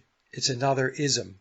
People react to it, Mike, as it is. Yes. I saw it. Like I said, I've had discussions, and the only time I've had a little bit of good discussions. I don't like to call them arguments because they never argue. Sometimes it gets a little heated, but it's a discussion. Yeah. And the only time I was really shocked because it's music to me, and I'm like, why are we arguing? I mean, this isn't my hill to die on. It's just what it is. And but people that are religious get that way. So you make a point. It's a very emotional reaction. They become very triggered because you're cutting across their belief system. And you can't blame them because when you think about it, I think we spoke about this in the previous show, Rick, the Beatles story, the official narrative, has been hammered into people's heads for 60 years. Think about that. For 60 years. And so that's the story that people have come to know. That's what they're acclimated with. So when somebody like myself, or if you're asking questions and we're cutting across the grain, that gets very uncomfortable for many people, for the believers. And for those who are believers and Beatle fans, or maybe even a Beatle fanatic, let me just say again, like I said in the first show, I was a Beatle freak. Mm-hmm. And it was a very difficult pill for me to swallow as well as I was going down this path to understand what they were really about. And the interesting thing about the Beatles story is, well, especially the story that I'm looking into, what I refer to as the Cinderella story or the unofficial Beatles story, is the information that I'm bringing forth is in the public domain. It's out there. It's hidden in plain sight. Like most things. Yep. That's key to this. And so what we'll do is, where we left off last time, I believe, I was explaining how I was questioning the Beatles writing from scratch to record the Rubber Soul album. Right. 16 songs. So it would be 14 songs for the album and 2 songs for a double A-side single, which was Day Tripper and We Can Work It Out. And I took the audience through how quickly those songs were being cranked out. Yep. It was like a conveyor belt process. And I said that that's not how songwriting works. There were a lot of issues, or there are a lot of issues with that story. Folks can go back to part 1 to take a listen. But there is another problem with the Rubber Soul sessions. So it's twofold. One is the 16 songs in 30 days. Write, learn, arrange, record, mix within a 30-day period of time. And I said that, well, that's really not reality. But here's the other piece of it. The Beatles wrapped up late in the evening, going into the early morning hours of November 12th of 1965. Mm-hmm. On the last day, November 11th, we're told that they finished up recording 4 songs, 2 of which did not exist before November 11th. So they had to write, learn, arrange, and record 2 of those songs. And one of them, Wait, was pulled in from the help sessions from earlier in the year, the basic rhythm tracks, but they still had to do overdubs and vocals on that. And there was another song that was, they started recording, at least the official narrative tells us this, earlier in November. So I think it was November 6th. Okay. So they finished that one up. So 2 brand new songs, one that they started and finished up during the Rubber Soul sessions, and another song, Wait, like I said, that they brought in from the help sessions. So that's the story, at least. But the bottom line is, we're told that they nailed down 4 songs on the last day. Quite a feat, if you ask me. I agree. And if you ask me, I don't believe that it's possible. But that's me, and the audience can decide for themselves. But the other problem that we have with the Rubber Soul sessions is not just the recording, the writing and recording. It has to do with the manufacturing process of the record. So we're told that after the Beatles finished up recording, again, November 11th going into the early morning hours of November 12th, George Martin and Norman Smith sit down and they start doing the final mixes. So my premise is the final mix, what that meant was to mix the Beatles' vocals, which is what they did for 30 days. They didn't write the songs, they didn't record the songs, they didn't play on the album. All of that was done beforehand. So the songs were all pre-written, The songs were all pre-recorded. So when the Beatles showed up on October 11th at EMI Studios, their job was to lay down the vocal tracks. Okay. And so when George Martin finished up the mixing, what he was doing was he was taking their finalized vocals and he was mixing it down to the pre-recorded instrumental tracks. And that's how the songs came together. Okay. Okay? So then we're told that George Martin finished up the sequencing of the songs on November 16th. So for those who are unfamiliar, sequencing means the order in which the songs are going to play on the record. So side 1 of the album, track 1, 2, 3, 4, 5, 6, 7. Flip the album over. Side B, track 1, 2, 3, 4, 5, 6, 7. There were 14 songs on the album, 7 songs per side. So he finishes that up on November 16th. And then we're told the very next day, on November 17th of 1965, that the final mono lacquer was cut. What that means is now they are ready to create the stampers and start pressing the albums. Okay. So they either started pressing on November 17th or the very latest, November 18th, because they had to get Rubber Soul into the retail outlets by December 3rd. So when you calculate the time from November 17th to December 3rd, we're talking about 2.5 weeks. And we're talking about pressing thousands and thousands of albums. So here's the problem. How could you print the album covers with the songs on the back of the album cover if you only had the sequencing done the day before they've created the final mono lacquer? Right. How could that get done? Well, you can't print the record sleeves, and you cannot print the center labels of the 33 RPM record until the sequencing's done. Right. And that's a major, major problem with the Rubber Soul narrative. So we're expected to believe that George Martin finished up the sequencing on November 16th, and then, magically, everything got printed. Thousands and thousands of album covers and thousands of center labels for the 33 RPM record within 24 hours. Here's the other problem. The center labels for a 33 RPM record are pressed at the exact same time that the vinyl is being pressed. It's an automated process. So when the machine presses the vinyl, makes the record, the center label is pressed at the same time. The label for the record is not adhered to the vinyl later. It's adhered to the vinyl at the exact same time, the very time that they're pressing the record. So which means in order to start pressing the records, all of those center labels with the names of the songs in sequenced order, side A and side B, had to be in-house, on standby, and ready for the pressing process. Part of the team, when I was doing this work, has been in the music industry for a very long time, decades. Very familiar with the vinyl process, the manufacturing process. And I asked him, how many weeks for the whole process, how many weeks would that take to do what they had to do? And he said 8 weeks. 8 weeks to get everything done. Wow. So I said to him, well, let's just say that EMI pulled out all of the stops because it was the Beatles and it was a Beatle record that they were trying to get into the stores by December 3rd for the Christmas season. If EMI just threw everything they had at it, full capacity, how much time? 6 weeks.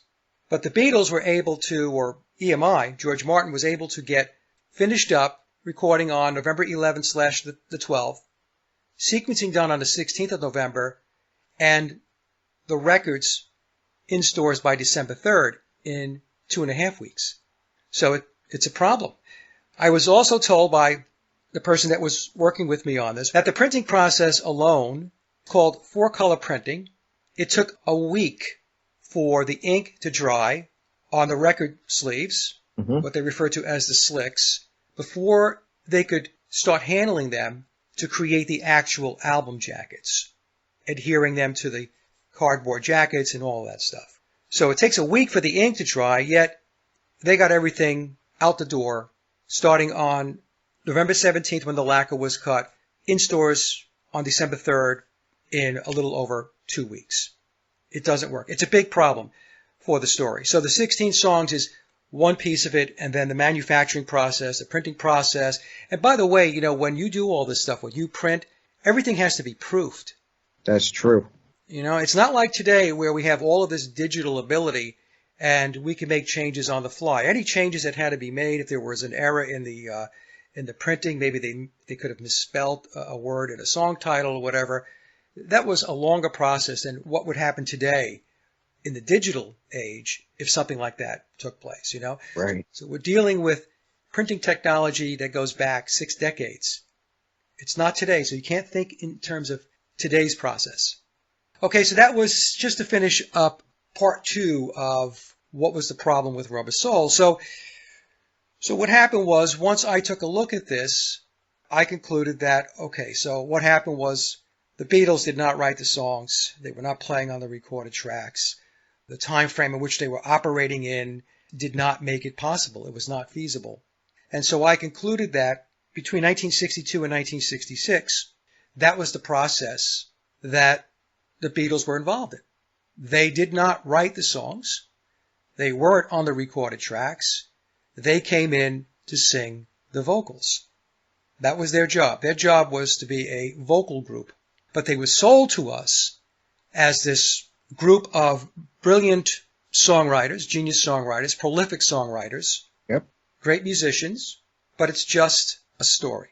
And again, I'm saying this, and I know that people are listening to this, Beatle fans, and this is, you're shaking your head. You're going, no, this guy's crazy. That's not how it worked, and so on. Okay? I know. Been there, done that, okay? But I'm just saying, if you're really interested and you want to break through the programming, because that's what it is, it's brainwashing. Tavistock has conditioned the masses to believe this story. And like I said, to the point where it is a cult and it is a religion. And I was in the religion. I had a front row pew in the Church of the Fab Four. And that's important. That's important, Mike, to let people know. Like you said that in the first interview, like the part 1, you were saying that you were a huge Beatle fan. Yeah. Like so this isn't like you were just picking on them from day one. This must have been, like when you were learning this, you were probably one of those people going, this is crazy. The last thing I wanted to do was to pick on the Beatles. I love them. Yep. And I get it. It was, I don't want to call it by chance or luck. I don't know. Maybe it's just some kind of synchronistic event that took place in my life when I bought the book, The Memoirs of Billy Shears, and I read that book, which was a difficult book for me to read because it contradicted the official narrative around the Beatles. It was 180 degrees diametrically opposed to what we have been told. So I had to get my head wrapped around it. So I could have done one of two things. I could have read the book and said, oh, this is just a bunch of nonsense, and just set it aside and go on believing the Beatles story, the official narrative, or do what I did, to dig in and say, well, is this book, is it true? Is it a bunch of nonsense? What's going on here? And so when I took the time to sit down and break the book down and decode it and go off and do the research, as I mentioned in the first show, I deducted that the book is truthful. And it does have threads of fiction in it. I mentioned this in the last show as well, because there needs to be plausible deniability. Right. Anybody who's interested can go to my channel. Rick gave you the name of the channel. I guess we could put the link down below too, and you can go poke around. I have 300 videos that I've done over 8 years on this topic. So, and I've covered just about every angle, to be honest with you. So it's amazing. So in any case, the one question that comes up is, well, why did they do this? That's what I heard. Why would the Beatles be a psychological operation? To understand this, we have to begin to dig into the control system and the ideology of the controlling matrix. We have to start to get our heads wrapped around that. Now, the overarching umbrella is Freemasonry. The world is run by secret societies, and the people who run things, run them, are occultists. And the word occult means hidden. So there's a hidden hand. And that hidden hand includes magic. And I'll explain this as we get into Alister Crowley. Perfect. Now, this hidden hand under the umbrella of Freemasonry. And let me just explain something about Freemasonry as well. I won't go into great detail, but there is a book that I highly recommend that if you get a chance to read it, it's excellent. Okay. It's Freemasonry from A to Z. All right. And the author is John Coleman. So John Coleman is the same person that wrote The Committee of 300, and he has an excellent book on Tavistock. So it's Freemasonry from A to Z by John Coleman. Underneath the Freemasonic umbrella, there is a federation of many other secret societies. So we have the Jesuits, we have the Templars, we have the Pilgrim Society, many others that the Knights of Malta, the Rosicrucians. Club of Rome would be in that group? The Club of Rome is actually an internationalist think tank institution. Okay. Versus a secret society. But here's the thing. People who belong to secret societies, the elites, they run the Club of Rome. As an example, Tavistock is not a secret society. Tavistock is an actual institution within the controlling matrix, the internationalist structure. The Club of Rome is the same thing. The Bilderbergs, Council on Foreign Relations, the Trilateral Commission, the World Economic Forum, the World Health Organization, the United Nations, the World Bank, the Bank of International Settlements, the BIS, the International Monetary Fund. So anytime we see the word international or united, it's a pretty good bet that what we have there is an organization tucked in within the controlling matrix, the deep state. That's a great term, too. I don't mean to cut you off, but I just want to say, like, all my listeners should be really on par with what you're saying and really listening, because this is what I cover on my show. I mean, I don't know how to, if people aren't listening and resonating with what you're saying, then they're not listening, because that's basically what every show I get into in one form or another. We're speaking about what you're speaking about, these shadow governments and how we are being controlled. The social engineers are in every aspect of our lives, and nothing, I always say nothing is left to chance. They have it all covered, and it goes that deep. So I'm hoping people are realizing, like, this is what I talk about. So it makes sense to me.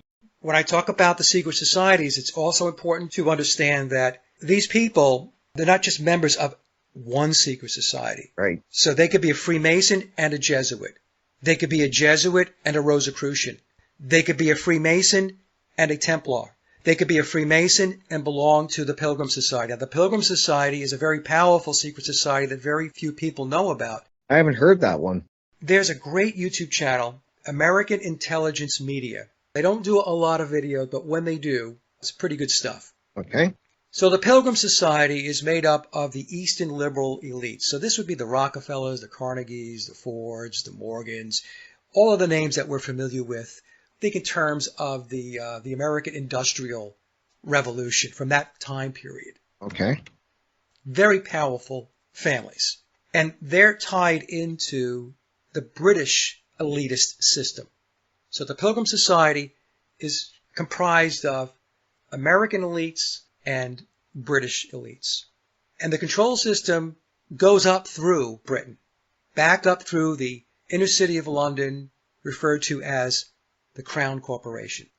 Most people know the Rothschilds, know the name at least, a very, very important piece of this puzzle. And then you have other secret societies like the Black Nobility, and the Black Nobility draw their lineage back to Rome, back to the Roman Church. And they are very, very powerful. There are other researchers, to take it a step further, will say that the British monarchy traces its ancestry back to the House of David, a Davidic bloodline, which takes us back to where? It takes us back to Israel. Yep.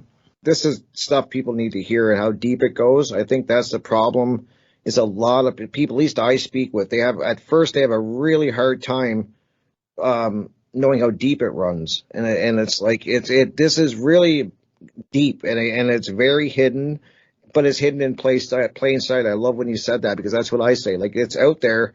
And to me, they're getting to the point now where they're just blatantly not even trying to hide themselves now, because they just do whatever they want, and people just say, oh, whatever.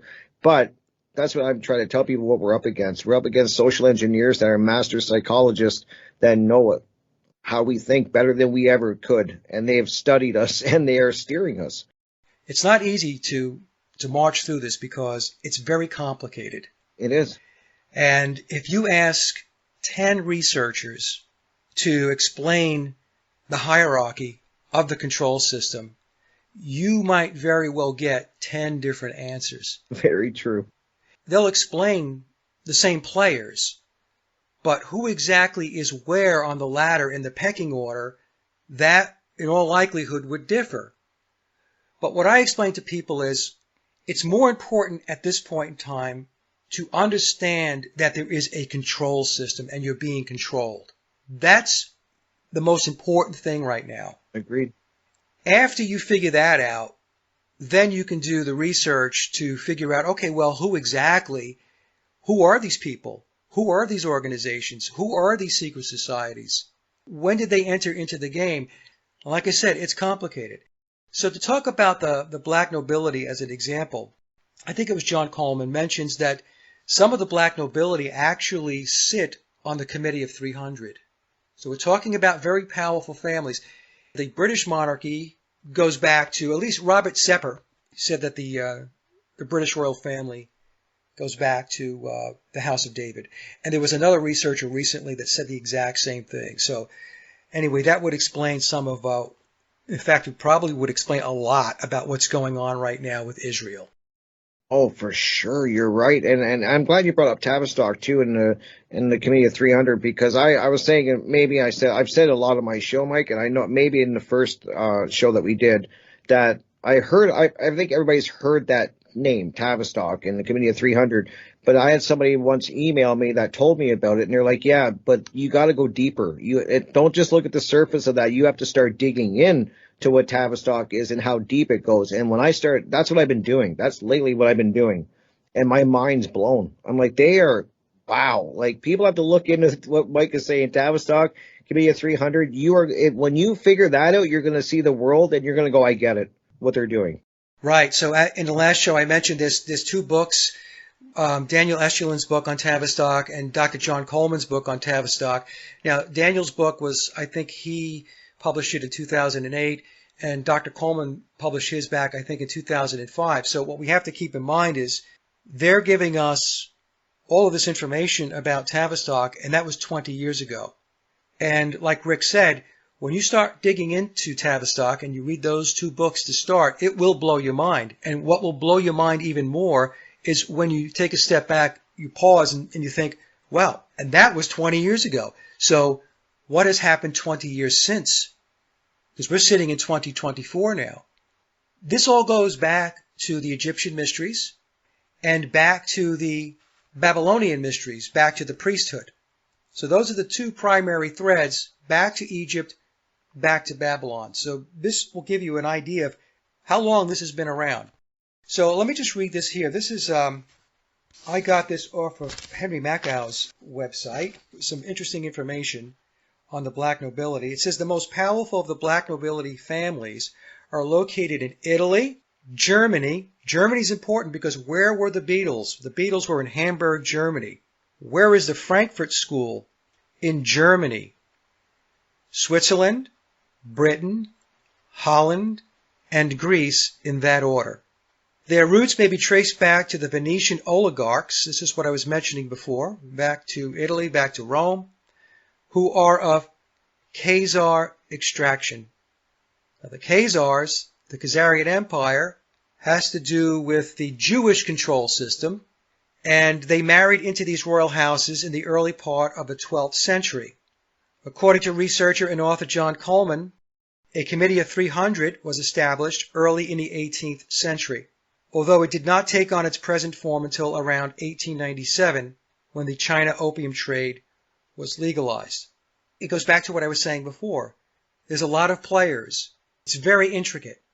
So then it goes on to say that documented proof as to the existence of the Committee of 300 is not forthcoming, and it may be no more than a convenient phrase to describe certain key players. But then take a listen to this. Socialist politician and financial advisor to the Rothschilds, Walter Rathenau, writing in the Wiener Press on December 24th of 1921, so Christmas Eve of 1921, said, "Only 300 men, each of whom knows all others, govern the fate of Europe. They select their successors from their own entourage. These men have the means in their hands of putting an end to the form of state which they find unreasonable." Exactly 6 months after publication, Rathenau was assassinated. So the socialist politician and financial advisor to the Rothschilds spilled the beans about the secretive group of 300, and then 6 months later, he was dead. He was assassinated. So this stuff is real, and like Rick said, we have to dig in. Let's go back to why the Beatles are mixed up into this. The ideology of the controlling system, of the controllers, is communism. And if we go back to World War I, we had the Bolshevik Revolution in Russia. Lots of blood was spilled in the Great War, World War I. And the Bolsheviks won that war. Bolshevism is communism, and I have said that the Bolsheviks, the communists, made its way into Zionism. That's what I've concluded because it's pattern recognition, Rick. Exactly. You're seeing the same players constantly paging in and out and involved in what's going on in the world. Decisions, major decisions that are made across the world. Now, what happened was, after the Bolshevik Revolution, the Marxists, the communists, were expecting that the world was going to unite under communism. Remember the old slogan, "World Workers Unite"? Yes. Well, it didn't happen. So this was a setback for them because they were expecting momentum where there was going to be a worldwide communist movement, Marxist movement. So think of Karl Marx as a theoretician. Then you had Lenin, and Lenin's ways of implementing Marxism was through violence, through force. But there was another group of Marxists that said, you're going about this the wrong way. You're not going to get where we need to go if you're going to run around blatantly creating war, killing people, and spilling blood.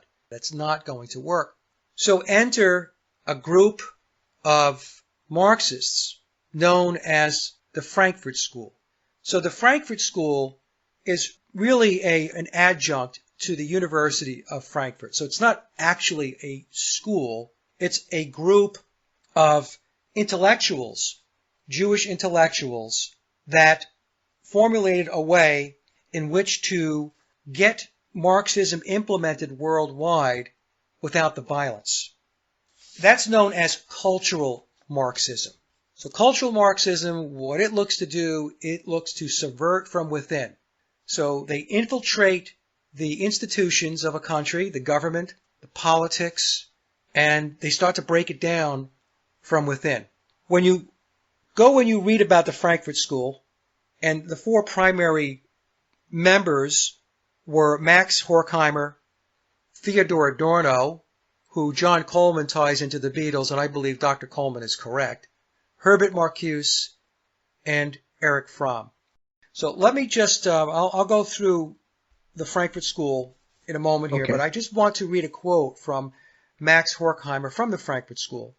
He said, "The revolution won't happen with guns. Rather, it will happen incrementally, year by year, generation by generation.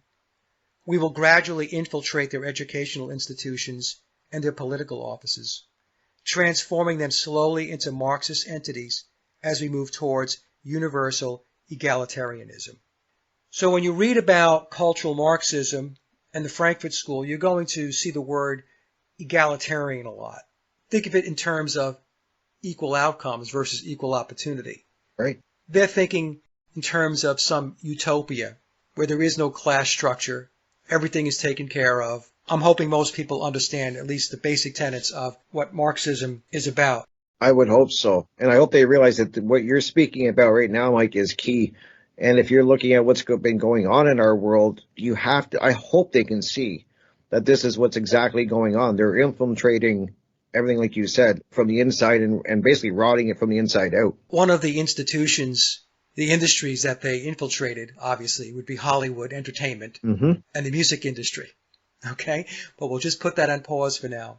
So when you read about the Frankfurt School and you read about their writings, it reads like it's altruistic, it reads like it's egalitarian, but my question is it really that, or are they gaslighting us? Are they telling people what they want to hear and then go about their business behind the scenes, completely contradicting the message that they're giving to the population worldwide?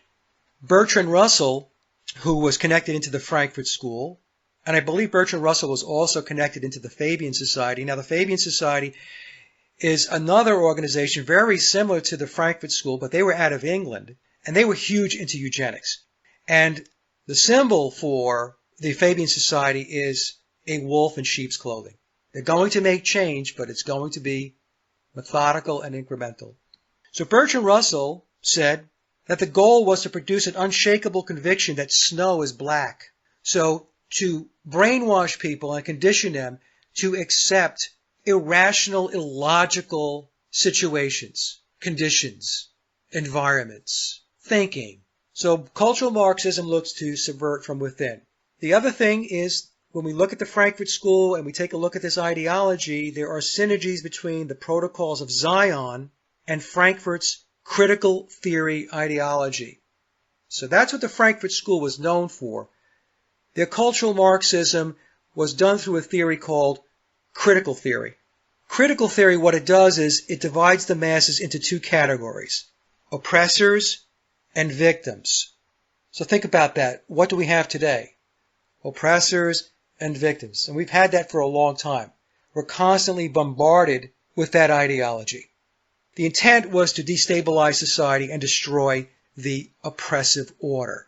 So in their minds, traditional values, the traditional ways of life as it existed prior to, let's say, World War II and right after World War II, that had to go.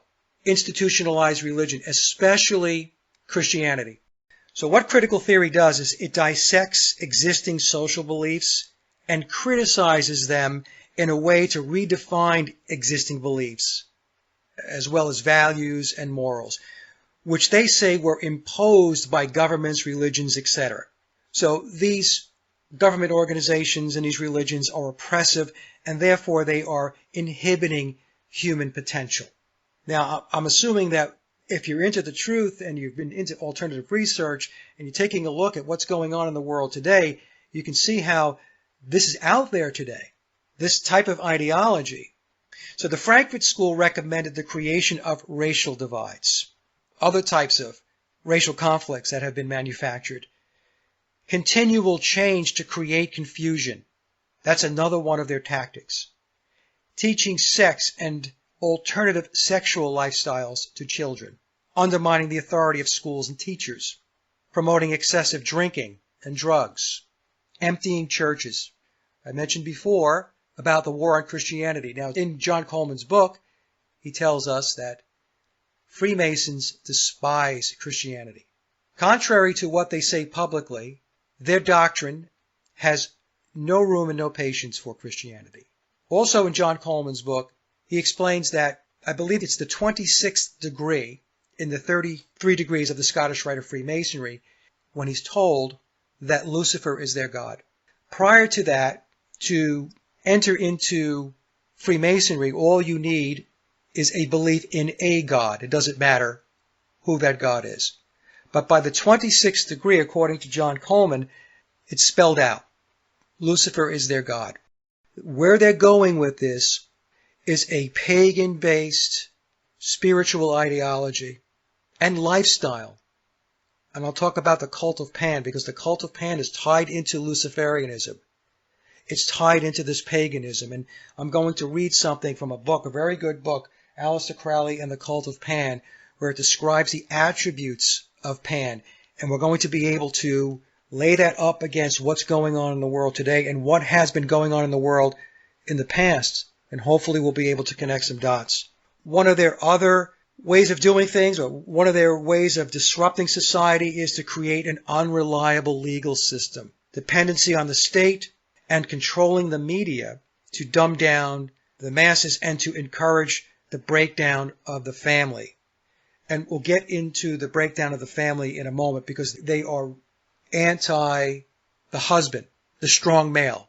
And the way they couch that is the world would just be a better place, a softer place, a more gentler place if it was matriarchal versus patriarchal. A lot of people believe this, but the reason why you believe this is because you've been brainwashed and indoctrinated to believe this. Men create wars. No, the elites create wars. They create all of this havoc. They create all of this chaos. They create all of this dysfunction. And then they blame the average Joe in the street. It's like the Club of Rome. The Club of Rome is responsible for all of the wacky ecological nonsense that permeates the consciousness today. As an example, climate change, global warming, global cooling, that all comes out of the Club of Rome. And who do they blame for that? They blame you and me for that. They blame you and I for the climate supposedly changing. But they never talk about the geoengineering that they have been engaged in for the past 30 years. They'll never talk about that. They never talk about the fact that they have the ability to steer the weather, to control the weather. Don't believe me? Go to MIT's website and type in geoengineering. Stratospheric aerosol spraying is another term. So the point I'm making is they create all this stuff. They create the chaos, problem, reaction, solution, and then they push it down to the people so that the people will fight between themselves. And while people are fighting and throwing rocks at each other and screaming and yelling, left, right, liberal, conservative, Democrat, Republican, Biden, Trump, they're off pushing the ball forward, closer and closer to the goal line. The Frankfurt School promoted pansexualism. This is the cult of Pan. And what that means, it's the search for pleasure and overthrowing traditional relationships. It's hedonism. And I'll talk a little bit more about this when we get to the Beat movement, which was the precursor to the Beatles. As I mentioned, they want to marginalize the role of the father. They want to abolish the male, quote, dominance. For example, women are oppressed because of men. They want to remove the parents as the primary educators, and they want to obfuscate the difference between genders. The whole women's movement was manufactured coming out of the Frankfurt School and Tavistock. When you go back in time, the traditional role of the woman was accepted by most women, that they were the caretakers of the home, to be the mother at home with the children, to raise them, while the male or the father, the husband, had the role of provider, protector, and security. Now, this is not something that's wacky. This was the traditional role of the man and the woman. And again, I've noticed people listening to this right now and saying, oh, no, women's rights and all this. Women's rights and all that stuff, Gloria Steinem and all that, were all put out there to brainwash the population, shifting away from a traditional role, from traditional values, and to turn things upside down. The traditional family relationships and the roles of the mother and the father, the man and the woman, put us in a whole lot better place than where we are today, because right now we're seeing the results of all of this brainwashing and all of this conditioning that has been jackhammered into people's heads. Many people believe this is the way it works. Well, it only works this way because it has been subverted from within, and then it has been pushed through the pipe by politicians and governments and laws and regulations and acts and mandates that were put out there to force behavioral modification. And we're seeing that now, Mike. Like, I hope people, and I'm really happy to say, Mike, that I'm watching chat as you're speaking, and the people in the chat get it.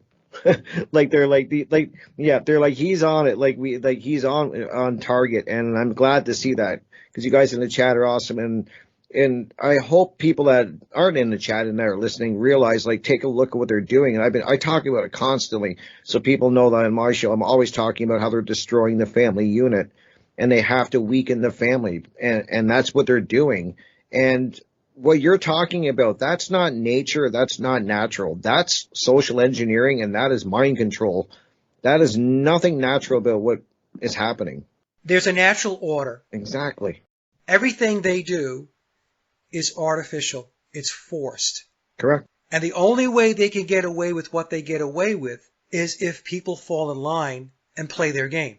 So the Frankfurt School also said that music can be used to promote mental illness and destroy society. And verses set to music, in other words, lyrics, and repeatedly intoned are very effective. So here we're getting into how music is going to be used to turn things upside down, to subvert from within, so that they can move their Marxist agenda forward. Theodore Adorno was quoted as saying that they could promote a culture of pessimism and despair via radio and television. Absolutely. For those who are listening, think about when you turn, hopefully you're not doing this too often, but let's just say, you happen to be going through the channels and you're watching cable news. Is there anything ever good that comes out of the television set? Is there ever a good story, feel-good story, something positive? No. It's always about tragedy. It's always about war. It's always something that is going to try to inflict fear and concern and worry and stress and anxiety in your life. That's the use of the media to ruin your life, to make you focus on things that if they weren't doing what they're doing with their social engineering, many of these issues would not be in your life. You'd be in a happier place, a more productive place. Frankfurt's network extends into eugenics, like the Fabians, as I mentioned earlier, population control, sexual and family law reforms. It is linked to publishing houses, medical, educational, and research establishments, women's organizations, marriage counseling, and governments, and on and on and on. Now, the Frankfurt School, the Fabian Society, and all of these other think tanks and these organizations and secret societies, they're all working together. So the Fabian Society and the Frankfurt School, they converge into Tavistock. So they're not separate. Mm-hmm. They actually, they page, it's like a revolving door, It's like our government. Yeah. When you take a look at the private sector and then the government sector. Think in terms of when a president appoints somebody to their cabinet or to the treasury and they worked for Goldman Sachs. And then once that 4-year term is up, what happens to that person that worked for Goldman Sachs? Well, they go back to Goldman Sachs or some other financial institution. The 3 major financial entities that essentially control all of the financials in the world would be BlackRock, Vanguard, and State Street. So we have this, like I said, this revolving door thing going. Now, let me just talk about the cult of Pan. And then I'm trying to get myself organized here. I am trying to keep myself organized with. You're doing incredible. Well, thank you. Incredible. There's a lot. It's a here. lot. It's a lot. That's why I try to tell people, like, it's so hard to cover it because it's such a big web. So when you try, to try to weave through it in a couple hours, it's not easy because it's so much going on. So I'm glad that you're doing a great job breaking this down. And it's esoteric.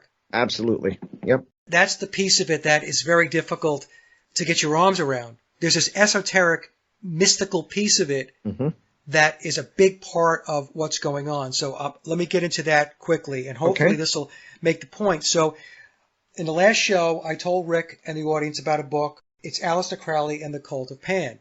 So what is the Cult of Pan? So in the book, I think it's on page 36, it's the best definition of the Cult of Pan I have ever found. So Pan is the goat foot god of, quote, panic, or pandemonium, or pandemic. Okay. It is the sudden fear that seizes one who is alone in the forest. He is the god of vegetation, vegetarianism. There's nothing wrong with being a vegetarian, but we're going to start to see how there are linkages to the programming and the messaging and the social aspects of life today, how it gets pulled back into these ancient mythologies. Pan's name has been translated as meaning all, for he stands for the manifestation of nature. Now, nature goes back to paganism, I mentioned before that where the controllers are going is a pagan-based ideology. It's a pagan-based spiritual belief system. Luciferianism, panism, the cult of Dionysus. This is all the same. He is raw, undirected energy, the dance of blood along the arteries, the rising sap. He is sexual desire running amok, the god of unfettered bodily instinct. No social force contains him. He is the lord of death, of corruption, bodily decay, and dissolution. He is also the mindless mob instinct, the beast who takes control of man, the frenzy of the orgy. Wine, women, and song quicken his pleasure. He plays his pipe, and the forest resounds with laughter and celebration. Think of the Led Zeppelin song Stairway to Heaven, talking about laughter.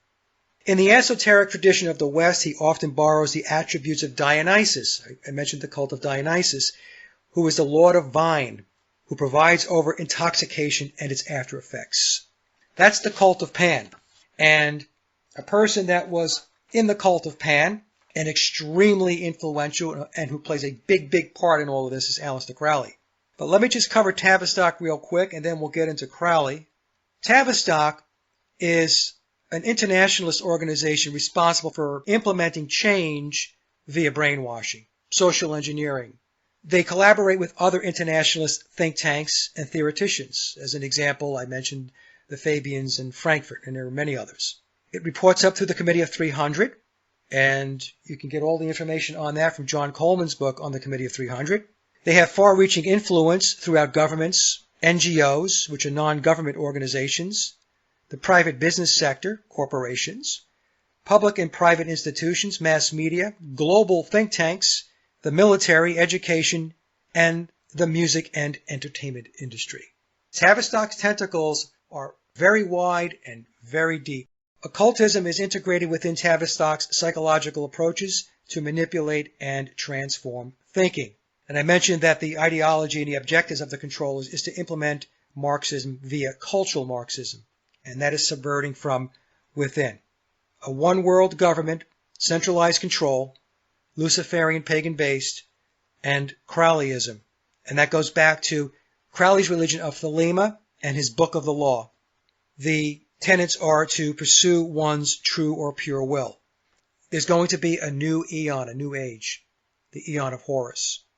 And I'll get into Crowley. We'll talk about the eon of Horus, and you'll see how that maps exactly to what we're talking about with the Frankfurt School and Tavistock. So the obstacles to a one-world system obviously would be traditional values.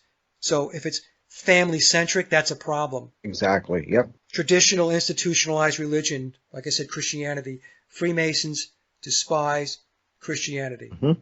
They won't admit it, but according to John Coleman in his book, Freemasonry, A to Z, that's where it's at. They claim that, or they believe that, a rules or a law-based society inhibits the pursuit of will and freedom, and that goes back to Crowley's Eon of Osiris. And again, don't worry about this if this is not connecting yet. I'll get into Crowley. So methods of brainwashing would be social engineering, reshaping and redefining values, morals, beliefs, and ethics, creating a new culture. What is that new culture that they've created? What is cultural Marxism? How can we think of it in terms of something that we know? Pop culture. Cultural Marxism is pop culture. Very interesting. They want to break down traditional structures, as I mentioned. The common thread with the Frankfurt School, with Tavistock, is a thread of psychology, behavior modification, and hedonism, the cult of Pan. And they're going about their process of changing the world to move toward their one-world governance and their one-world religion via an alchemical process. And that process entails dismantling the old and bringing in the new. It's the phoenix rising from the ashes. The phoenix is Lucifer. Okay, so let's take a moment and let me just mention the beat movement quickly, because and then we'll get into Crowley. Perfect. I want to hear about, the beat. This is something I want to hear about too. Yeah, let me just get to it real quick here. Because this is like so many of the things, Mike, as you're looking for that I talk about on this show, like the destruction of the family and what they're doing. And then when you learn about the music in Hollywood, you really then you really start to see it. But you see it in any rock you turn, there it is. Like they're really, I've always said they've really done their job well. As an adversary, you have to respect them because they're on the same page getting it done. And we're all over the place fighting with each other, like you said. Yes. That's the problem. Yes. I mentioned in the first show, Rick, that the one thing that the controllers do, and they do really well, is to set aside their differences. They do. They have their eye on the big picture, the goal line. And are there disagreements within the pyramid of power? Yes. Mm-hmm. They don't all agree on methods and tactics and whatever. But they're able to sit down at the table and say, you know what? Okay, I understand you don't agree, or we're not completely square on this, but don't worry about it.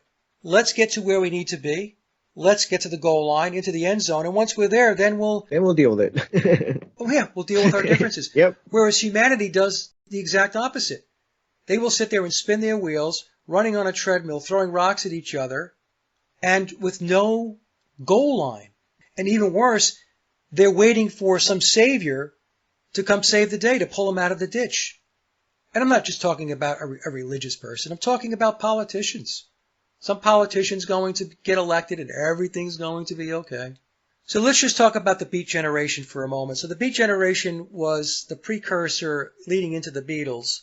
And when we take a look at the name of the band, the Beatles, it's representative of the Egyptian scarab beetle, which is associated with enlightenment. So remember I said that Freemasonry and these secret societies go back to the Egyptian mysteries, the Egyptian mythology, back to the Babylonian mysteries and priesthood. Well, the Egyptian scarab beetle is associated with enlightenment. And there are many images of the Beatles engaged in occult symbolism if you take a look on the internet. One-eyed symbolism, Masonic handshakes, and on and on and on. Beatles, B-E-A-T-L-E-S, has ties back to the Beat movement. So Beatles and the Beat movement, B-E-A-T. Three key players in the Beat movement were William S. Burroughs, who was on the cover of Sgt. Pepper's Lonely Hearts Club Band, Allen Ginsberg, and Jack Kerouac. And John Lennon was a big fan of Jack Kerouac. And Billy, who plays the role of Paul McCartney, has collaborated with Allen Ginsberg. So, what do we see with this interaction? Well, we're seeing that members of the Beatles are associated with people who are cultural Marxists, because the Beat Generation were cultural Marxists. The members of the Beat Generation developed a reputation as new bohemian hedonists who celebrated nonconformity and spontaneous creativity. This would be the cult of Pan. In other words, nothing can hold you back. And this ties into Alister Crowley. Pursue your true or pure will. And I'll read Crowley's book 77 in a moment. It's not that long. And we'll get a very good idea of where Crowley was going with true and pure will. Elements of the expanding Beat movement from the late 40s into the 50s was incorporated into the hippie and larger counterculture movements. So the counterculture movement was directly linked into cultural Marxism, into a Marxist ideology. The Beats had a pervasive influence on rock and roll and popular music, including the Beatles, Bob Dylan, and Jim Morrison. The Beatles spelled their name as a reference or in reverence to the Beat Generation. And as I mentioned, John Lennon was a fan of Jack Kerouac. And the Beatles put Beat writer William S. Burroughs on the cover of their Sgt. Pepper album cover. That's the Beat Generation. So where are we right now? So what I'm trying to do is to help the audience understand that there is a culture war. And we've heard that term before, the culture wars. But a lot of people didn't know, what does that mean? What exactly does that mean? What war? What cultures are you talking about? Most people never even ask the question. It's the culture that existed prior to these Marxists getting their hands into our business. Right. You're correct. Yep. The traditional values, the family values, traditional religious beliefs, the way people conducted themselves followed more of the natural order. That's not to say everything did, but a lot of it did. People were more instinctual about what had to get done. People were a lot more resilient. They were a lot more resourceful. Yep. God, so true. Think about all of the small businesses that used to exist, all of the entrepreneurs that used to exist, the sole proprietors. Think of that. Think of all the stores that used to be owned by small businesses going back 30, 40, 50, 60, 70 years ago. What they did as part of this cultural Marxism was to create this corporatocracy, this corporate matrix. Mm-hmm. Remember what I said about the Fabian Society? A wolf in sheep's clothing with a turtle being their symbol, saying a very slow, methodical march. That's how we're going to get things done, which is also the exact same thing that Max Horkheimer said that I read earlier from the Frankfurt School. So what they did was they created a corporate construct where they moved a disproportionate number of people from an employment perspective into the corporate structure. So small businesses started to diminish, sole proprietors, and so on. You're so right with the small businesses too, Mike, because even in my town, especially with COVID, there's none left. Like that was like the final, at least where I live. I can only speak for what I can see and who I've spoken with, but a lot of people I speak with, that businesses that have been generational, like you just said, for 50, 60 years are gone. Like they're boarded up, they're done. They couldn't. It's gone. Yeah, it's all big stores now, and it's so sad to see. But you see that they're doing their job well. This is the Frankfurt School. This is Tavistock. This is their social engineering through their social scientists that have created this. Now, Crowley, let's talk about Crowley real quick.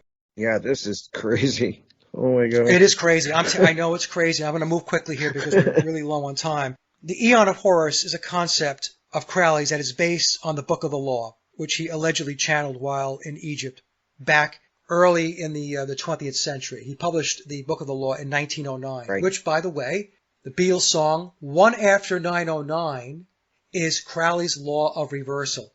So he published the Book of the Law in 1909, and if we reverse 1909, we get 9091. It's the one after 909. So that's a very simple tie of the Beatles back to Crowley, aside from the fact that he's on the Sgt. Pepper album cover, but there's a lot more than those two examples. He was prominent within the cultic elite. He was with British intelligence. I mentioned a book from the first show. Great book. I recommend reading it. Secret Agent 666 by Richard Spence. In memoirs, they refer to Crowley as the father of modern Satanism. His religion of Thelema is the prevailing religious doctrine of the Pyramid of Power. And the Pyramid of Power is a term that I coined to explain the corporate structure of how the elites work. It's a corporate structure. It's like a big multinational corporation. So when we take a look at Freemasonry, think in terms of like Freemasonry Incorporated. Crowley believed an initiate must experience the dark side of duality in order to become enlightened and achieve illumination. Rituals included sex magic, non-heterosexual sex magic, drugs, summoning entities, etc. Enlightenment and illumination is achieved by moving degree by degree through rituals. So Crowley had taken over the OTO, and in order to achieve the upper levels of degrees within the OTO, required sex magic.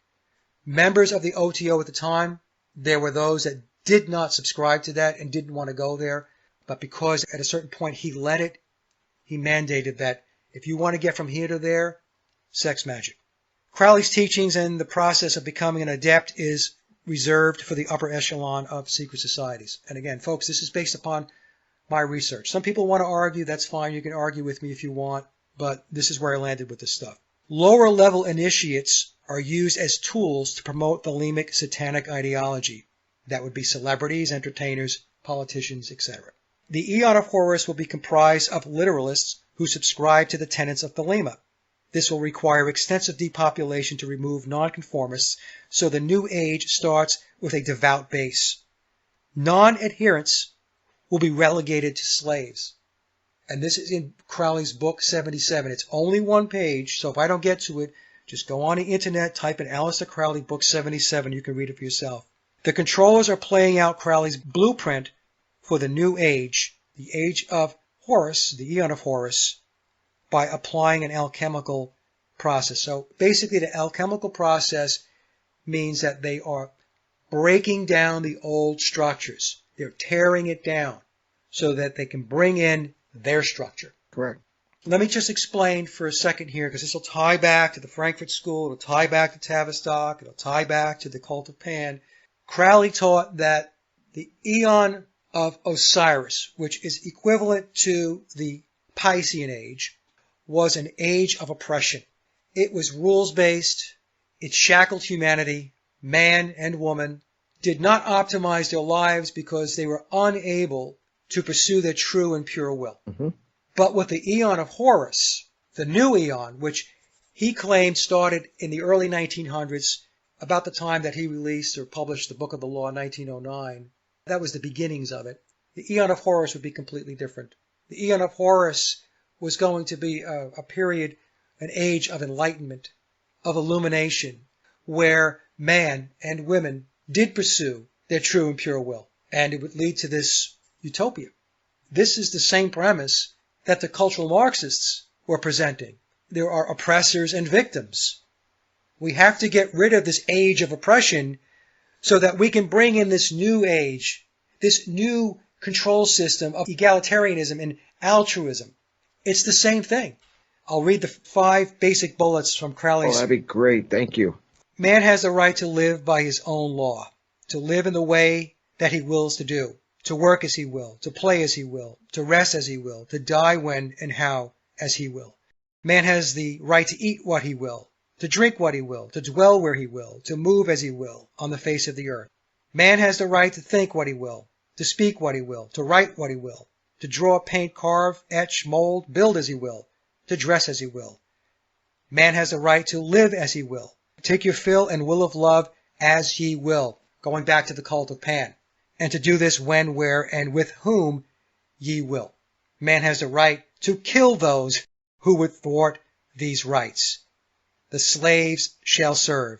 Love is the law, love under will. Now, there are Thelemites and Crowley proponents that will say, no, he's talking about everybody. Everybody's going to benefit from this. And I'm like, no, everybody's not going to benefit from this because Crowley was part of the elite system. He was part of the elite establishment. And his religion of Thelema, with all of its rituals, this is reserved for adepts and initiates who are within the elite controlling system. Mm-hmm. And if it was for everybody, why would he say the slaves shall serve? So in other words, if you're not rowing the boat and you're an outlier and you're not buying into this, then you're not going to be in this club. That's the key point. You're right. We have to understand that the controllers don't care about us, Rick. I know you know this. They don't care about us. They call us useless eaters. They're trying to clearly depopulate the world. They talk about this all the time. Yeah, they don't even try to hide it anymore. We have Yuval Harari telling the world that they have reached godlike status. He also said that Jesus is fake news. So for those of you who are Christian out there, listen to what Yuval Harari is saying. He's with the World Economic Forum. Remember, I talked about these organizations within the internationalist structure. Well, the WEF is one of these main players, especially today. Listen to what they're saying. They have achieved godlike status. Jesus is fake news. He even talks about what are they going to do with all of the people that don't have a lot of skills. Well, what are we going to do with them? I think he said something like we'll give them video games and we'll drug them up. Something to that effect. I'm paraphrasing, but that was pretty much what he said. So the Beatles are part of this agenda to disrupt. It was an agenda to social engineer the world on a grand scale. It was to break down traditional values. It was to be anti-establishment. It was to bring in a counterculture. It was to introduce a drug culture, to introduce free love, which goes back to the cult of Pan, especially when we got to the Beatles' psychedelic era with Sgt. Pepper. Now, the first 7 albums, or 8 albums, because the 8th album was the Greatest Hits album, a collection of oldies. So the first 7 albums would be Please Please Me through Revolver. We could see how it all kind of started and how it was progressing through the timeline. It started very basic with their first album, Please Please Me, just basic rock and roll numbers. The Beatles were dressing differently. They had these different haircuts.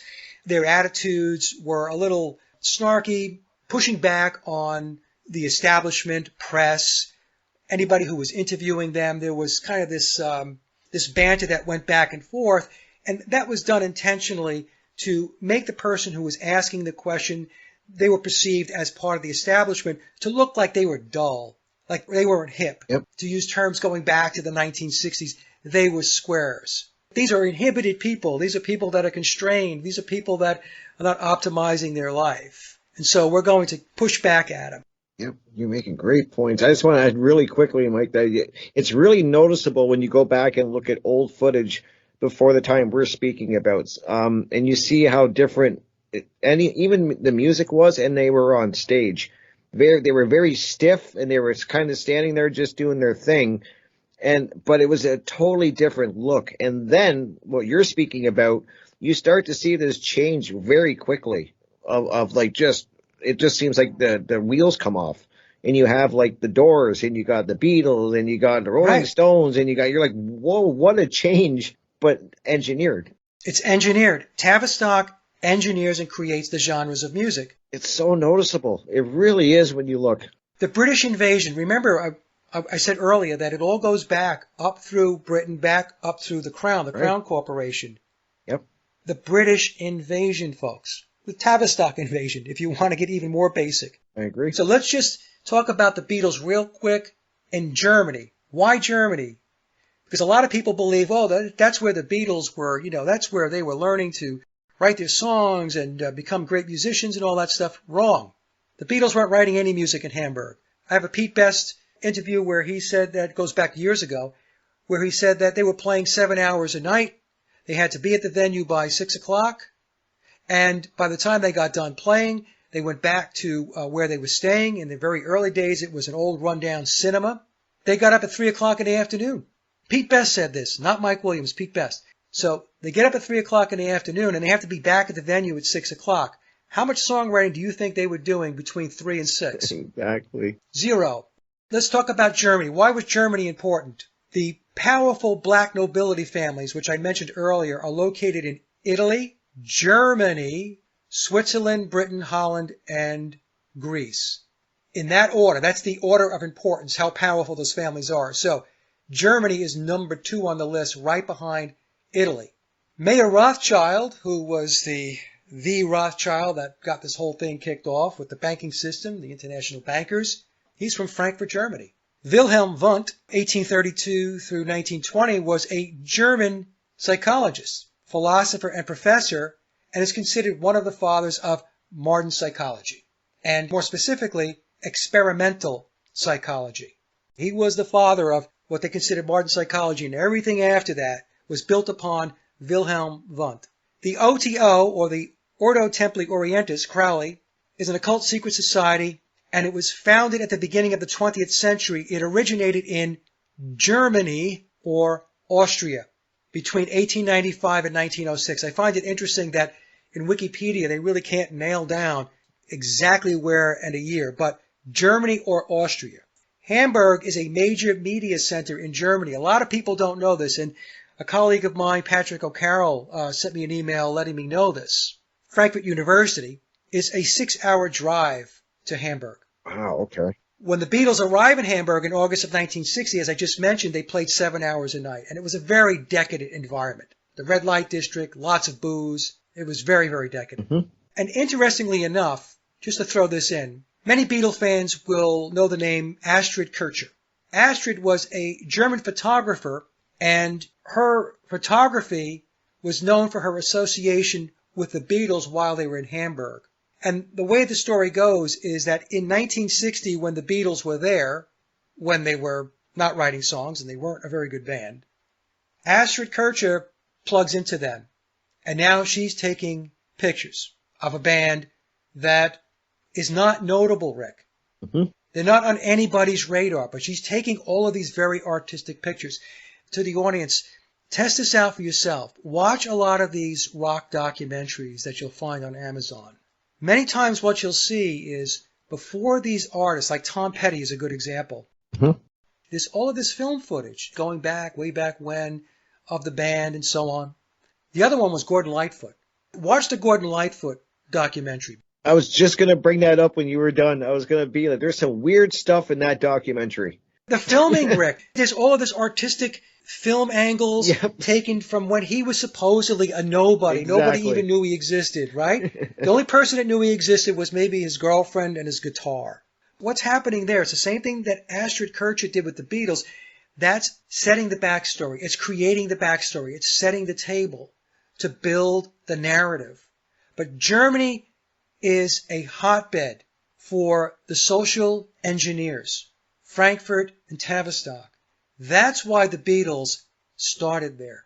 That's why they were in Germany. Makes a lot of sense, man. And God, I wish we had more time, Mike. I'm looking at the time. I'm like, we got like 2 minutes. So Oh, I know. I tried to get as much in there, Rick, as I possibly could. I'm hoping to get you back eventually. You're always welcome back. Definitely. And I would love to eventually have you back again. And because I think we're building a great you are building a great foundation from the ground up. And I love that we're not just covering the Beatles. We're building this foundation, getting to the Beatles, of how this is all starting. And now we're getting into the music of it, which is important because I'm like you. I know they've engineered the music. They're into the movies. And that's what we're getting into. And you broke it down amazing. I can't thank you enough. And I hope people will check out your channels. I'm making sure I keep putting the links in there. Please, guys, go check it out. Mike gets into everything. Like if you go to his channel, the Paul is Dead channel, he breaks all of this down and really gets into all of it. So, and you can definitely do that at your own leisure and learn way more than what we're covering here. There's so much. It's how do you fit it in? Well, Rick, what we have to understand is don't take the Beatles personally. Right? It's a good point. Understand that the Beatles are one of many major psychological operations that have been put in play over time. Yeah.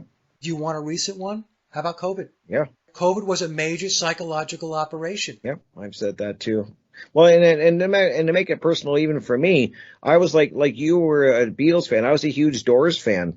The surprise I got when I started digging into the origin of the Doors, I'm like, oh my God, so I get it. Yeah, read Dave McGowan's book. Yeah, it's crazy. So hopefully people are gonna look into this, Mike. I can't thank you enough. Thank you so much for coming back here and taking time to talk to all of us, because I think this is going to get people really questioning and thinking and at least looking into things. And I want to thank everybody for in the chat. You guys were on fire tonight.